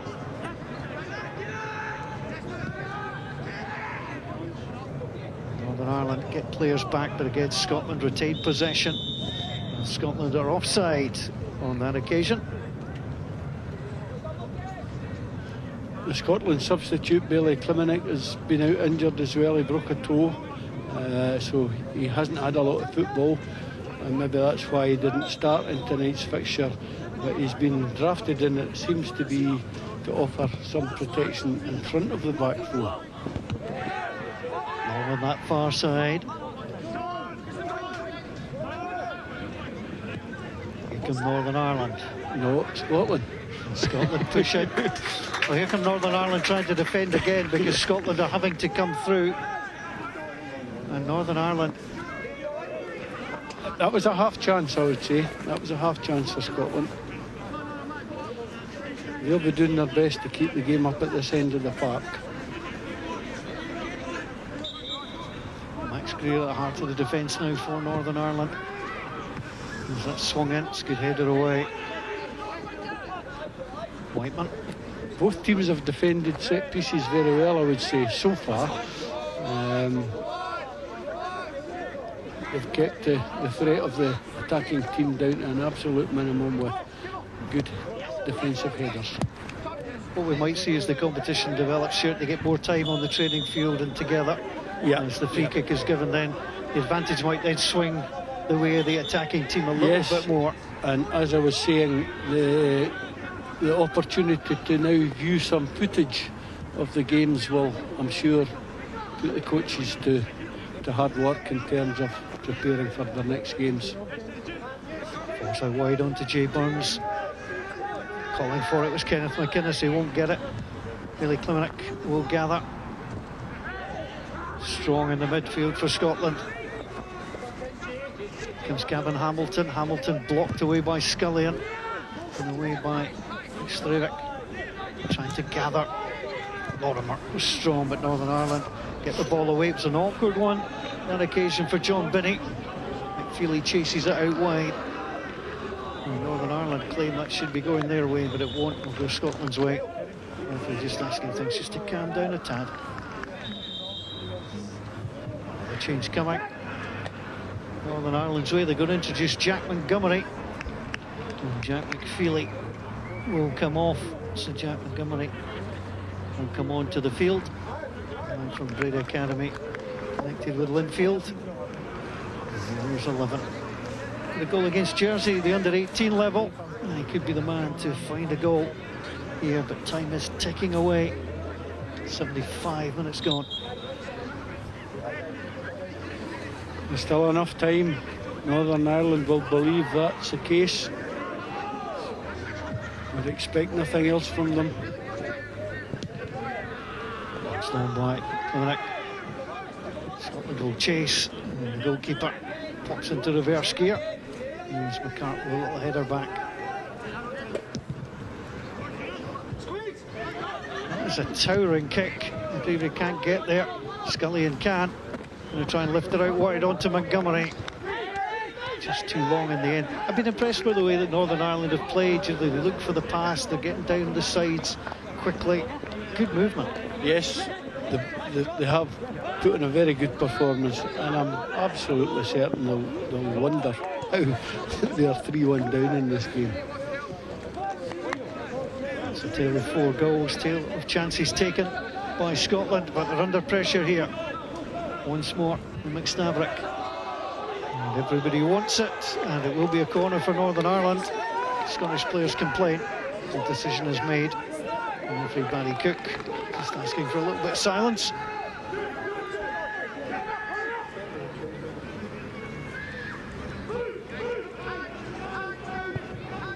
Northern Ireland delivered into the middle. McCreevy, that came off his shoulder and up and behind. Put himself into a good position. He just couldn't find a finish.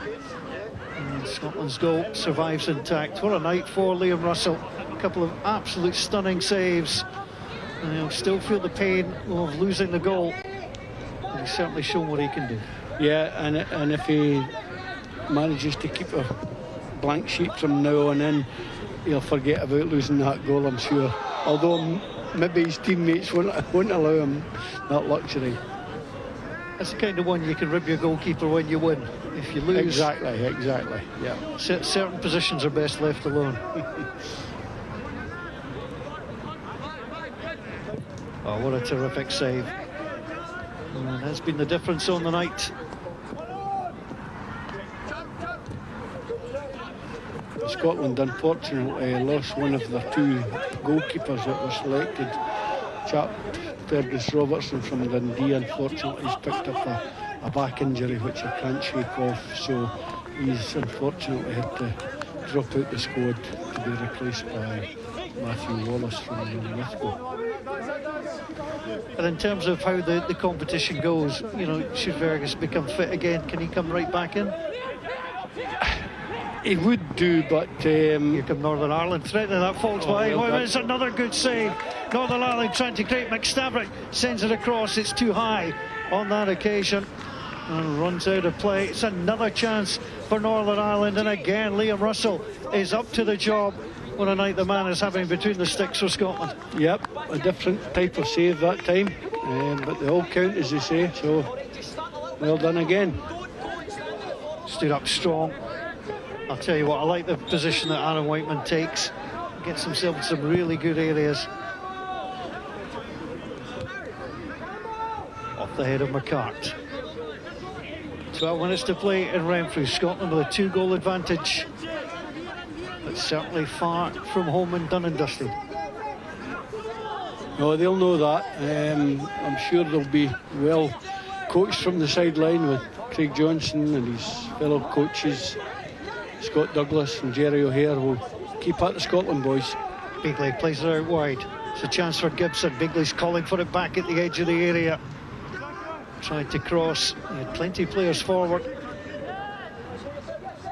Scotland may be leading by 3-1, but they're not holding back when they're coming forward. That might break for Lorimer in the area. Tries to stab it round. Decent play from Lewis Lorimer. Yes, getting himself into the area. Good to see him in that position. Well done, Lewis.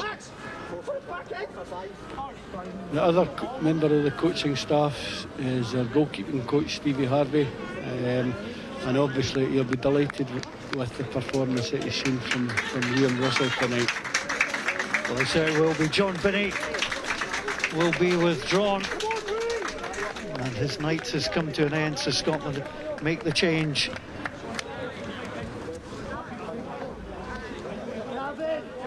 A little bit of reorganisation at the back for Scotland. Harry Stephen, not originally part of the squad. He's been drafted in. Yep, late call-up, and good to see he's getting a chance. He'll be called into action. Scully gets the ball across onto Whiteman. Whiteman plays it out wide. Here's Tosh. Tosh trying to move his way through the middle. Breaks back onto Whiteman. Spins off a Scottish boot. And Northern Ireland have another corner. 10 minutes to play. Northern Ireland racking up the shots in the corners. Scotland ahead where it matters. Scotland have certainly been very dogged in their defending. I wouldn't say it's been terribly pretty, but they've kept the ball out the goals on most occasions, and they'll be delighted with that. They'll be looking for that to continue. Tosh into the middle it goes. Scotland get clear. Here's Whiteman. chance to clear. On by Lorimer. Gibson trying to chase, put the pressure on Mackay. That's all he could do was scoop it high in the air. Gibson goes in again, came off his shoulder. And Beagley watches as that goes out of play. Forward again, Donald Scullion. And Scotland just popped the ball out of play. Oh, Northern Ireland trying to find a second goal and put some pressure on this Scottish side in the last 10 minutes. Starry. Out wide it goes. Scotland, it's a strong tackle. Back onto Greer. Greer into the middle. That'll come off Whiteman and drift behind. Again, the play, the balance of play, we've not looked an awful lot to one side. It hasn't all been coming down the same way. Yep, it is a backs to the wall sort of situation for Scotland. They've shown some control, but no, Northern Ireland, as expected, are putting on a final push to try and get themselves back into this game. Northern Ireland will play again on the 9th of the month. They'll take on Wales. Scotland will play on the 17th. Home farm in Dublin. Republic of Ireland will enter the competition. Yeah, a visit to Dublin on St Patrick's Day. There are worse things in the world. It's launched long. Scotland don't defend particularly well initially, but he read it and just pushed the ball away. It's better defending. It's all the way through it comes. It's a big moment there for Harry Stephen. It was an awkward one initially. Yes, he's done well. Again, Harry was involved in the trial system, but unfortunately he broke his arm just as we were having the final trial, and he wasn't available for selection in the trial process. But he's got his chance now, so he's hopefully going to make the most of it. Northern Ireland with a man down at the moment. Maybe a bit of cramp. There's always an amateur doctor on the field somewhere. This time it's Max Greer supplying for Keelan Millen. Just check that everything is okay. A little bit of cramp's a horrible thing to get, but it just shows the effort that he's been putting in. Yeah. And obviously it's a big event. It's not just the physical output. You know, these boys are emotionally tense, probably since yesterday, you know, and certainly throughout the course of today. That takes its toll as well, so understandable. Time for a drinks break. One or two players coming to the side to grab some light refreshment. There's a nice moment. Gavin Hamilton and Aaron Whiteman just having a little conversation. Yeah, isn't that nice? That's what Scottish, schools football should be all about. Well done, boys. As long as they're not asking where to go for the night out in Glasgow after this one, aye. we're fine. I was going to say, that's presuming that they're not being unkind to each other. But no, it didn't look like it. Sadly, Keelan Millen is having to limp off a little bit more than cramp. So there will be another change to be made. We wish him a speedy recovery. As one Keelan departs, another one comes on. Donnelly will replace Millen. I'm sure Scotland would like to show some control over the last 6 or 7 minutes of the game. Just to take the sting, the possibility of a rousing finale. Scotland would be quite content if it fizzled out in the way that meant they won 3-1.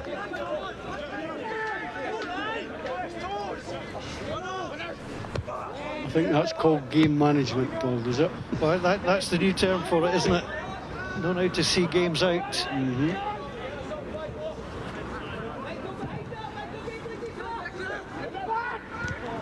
Well, Northern Ireland will continue to give it their all. First touch for Donnelly. And the second touch for Donnelly, neither as constructive as we would have liked with Northern Ireland through McStabrick on that far side. Just got away from Burns.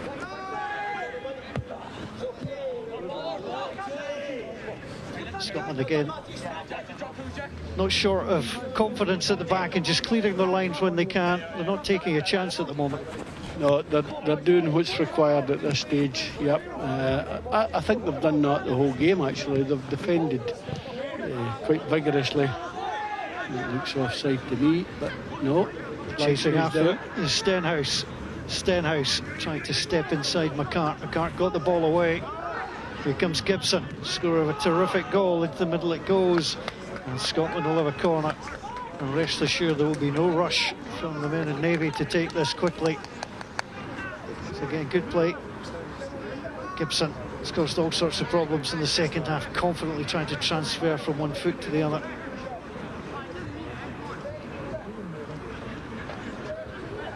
Barry Cook just requesting things hurry up. Referee Barry Cook, his young son Bryden Cook, who was the mascot this evening, as that comes in, and the offside flag is up. Finished in the net as well, so unlucky in some ways, but yes, offside. I'm going to give Northern Ireland the credit. I think they felt the decision was coming. There it came. Goalkeeper actually just got caught by the defender and didn't see. I think the defender spotted the flag was already up. Yes, it was nice to see Barry's young son leading the teams out onto the field tonight. I told you an interesting story earlier about Barry when he played for Scotland. When we played in Austria, and Barry thanked the Austrians in their language at the end of the match, at the post-match reception. It was wonderful.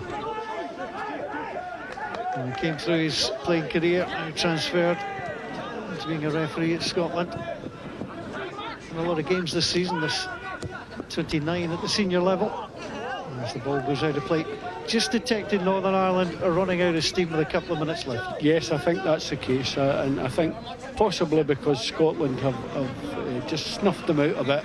They've defended strongly, and maybe the Irish boys are thinking, no, we're not going to break through for another goal here. Oh, but having said that, here's Adam Whiteman. Whiteman, out wide it goes. McStavrich, two exciting players. It's a great ball back in. That's a terrific header away. Harry Steele had to be there. Again, Northern Ireland come forward. It's a teasing ball in. Chance breaking back, and again Liam Russell is there. Well, McStavrich was causing all sorts of problems. Whiteman too, but again it's the Scotland goalkeeper that does his job. Northern Ireland pushing for a second, but once more they're denied. Yes, good goalkeeping again. I'm sure McStavrich would have wished to strike the ball a wee bit cleaner, but I'm sure he, like others, are starting to feel it out there, feeling a bit tired. Oh, just getting a little bit heated there just towards the end of the game, and Barry Cook will come over. Jack Montgomery wasn't too happy. Alan Whiteman involved as well. Referee just trying to calm things down. And you just have a word with the Scotland defender here. I think it's Matthew Strachan. Yep. Scotland's number 6 offers the handshake. And what's been good about the game, there's not been too many flash points like that. Not at all. And that's what we would hope for. Stenhouse does well. We don't expect it to be a tame affair, but it's good to see the boys showing some discipline. Aaron Whiteman on the angle, strong header away by Matthew Strachan. Breaks on to Donnelly. Donnelly gives the ball away. Here comes Gibson again. He's got players left and right. Running through the tall figure, Dominic. Into the middle it goes. That will break back onto Beagley. Beagley tries to gather. Here's Hamilton. Hamilton into the middle. Just away by McCart. Northern Ireland, here's McStavrich, try and chase it through, but Scotland will gather through Strachan. On to Billy Kliminick. Gibson did well to keep it in. Montgomery in front of him, beats him, delivers into the middle, and it's knocked away by Max Greer. Into stoppage time in Renfrew. Scotland leading by 3-1, and it looks like they're going to get off to a winning start to the Centenary Shield of 2022. Stenhouse is offside, just went that beat too early, and as soon as he went towards the ball, that was the offside call. Yes, I have to offer my apologies if I've been a wee bit biased towards Scotland's efforts tonight. We're great friends from Northern Ireland. It's been a great contest between the two teams, but I think Scotland have definitely deserved their win tonight, so a terrific start for them in this season's Centenary Shield campaign. Well done, boys. So Brodie Watts, Portobello High School, Hibs youth player, is coming on, and Lucas Stenhouse with goal in hand is withdrawn. So a stoppage time run out for Brodie Watt.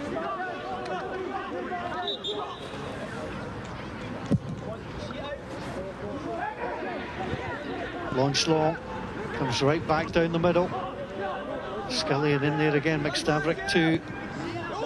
The dying embers of the game. Northern Ireland looking for a second. Montgomery on that far side. And Scotland knock it out of play. The board may have gone up, Paul, but that post in our eye line meant that we didn't see it, so I don't know how many minutes have been added. Just a couple of minutes have gone. I think we'll see another one. The board went up very quickly. Matty Cook, though, is looking at his watch as this gets launched long into the Renfrewshire sky.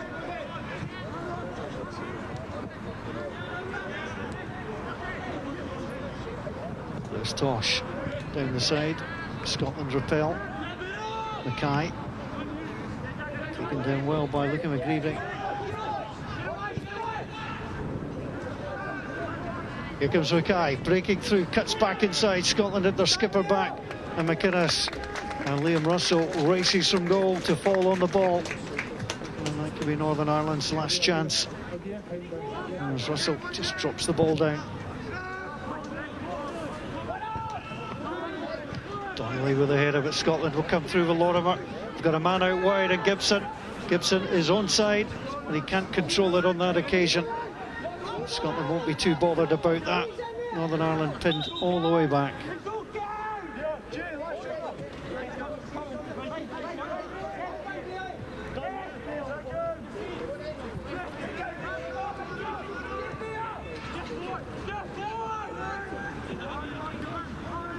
I think the magnitude of Scotland's win won't register with them until they maybe look back at the history books and see how many times they failed to win against Northern Ireland. So it's a big night for them. This will be Scotland's third win. And their first on this ground. And as the ball gets played forward on the angle, it's a great header. And Northern Ireland do get a goal back. Oren McCart picks the ball out the back of the net. And Northern Ireland, in the death of stoppage time, make it 3-2. Yep, never say never. They've done well. They've come back, showed the fighting spirit that we expect from them. Scotland again will be a bit disappointed. I think they can rely on Barry Cook blowing the final whistle soon to edge them into the winning position. So it's 3-2. Scotland will take that to the corner flag. Oren McCart's goal. Northern Ireland trying to fashion one final chance. Ball out of play. Scotland throw. Oh, just when it looked like Scotland were seeing the game out. Great delivery in, and nobody picked up. Oren McCart, the man from Larne, knocked it home.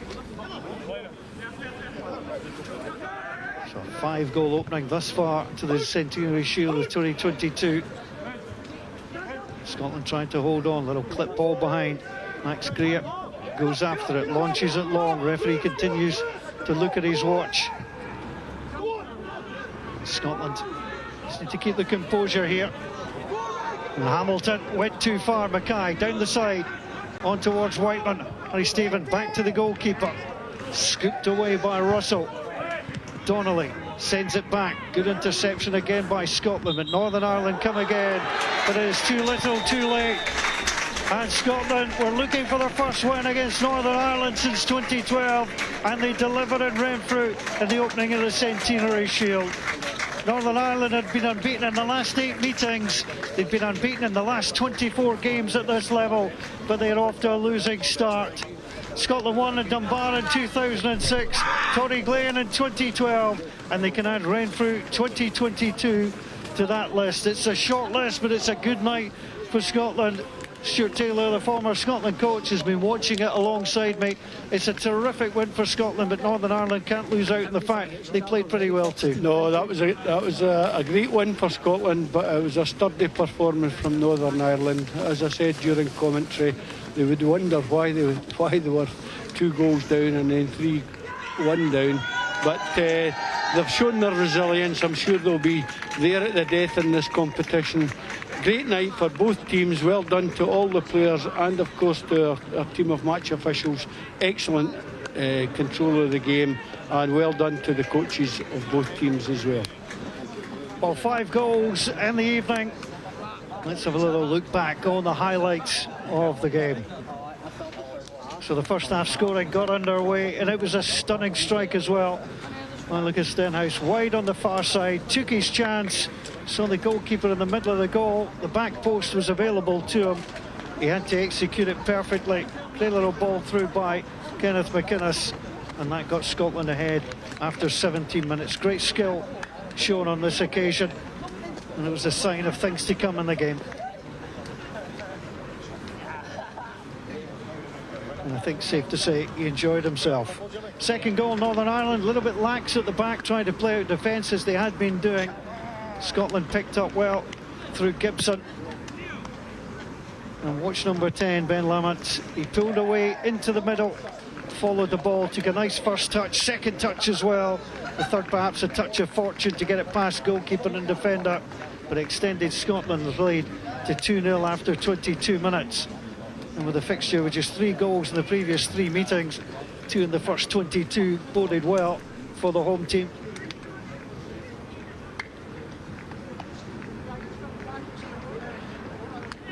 And Northern Ireland, well, they'll be disappointed when they look back at that.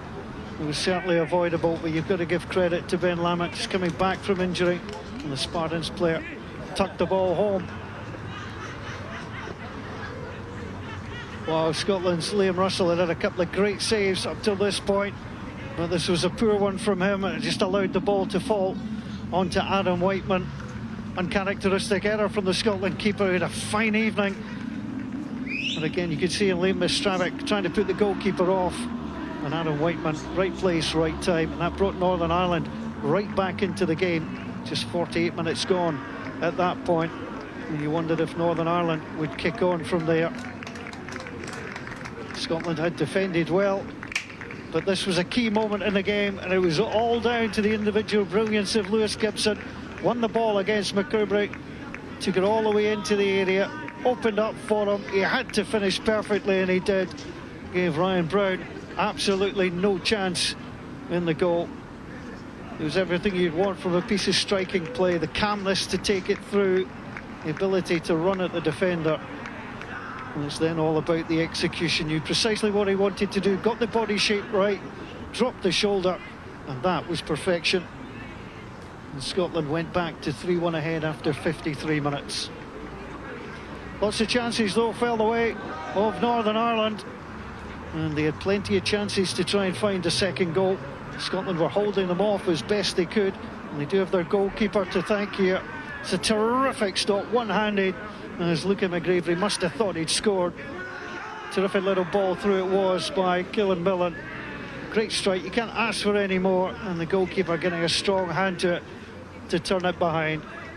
Liam Russell from Holyrood in Glasgow, and a couple of great saves. This was another one, good little stop, and as Adam Whiteman was busy.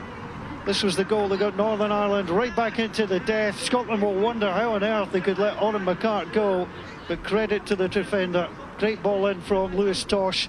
Had some great deliveries throughout the evening, and the header perfectly past the Scottish goalkeeper, but with just 60 seconds to go, there simply wasn't enough time for Northern Ireland to come back.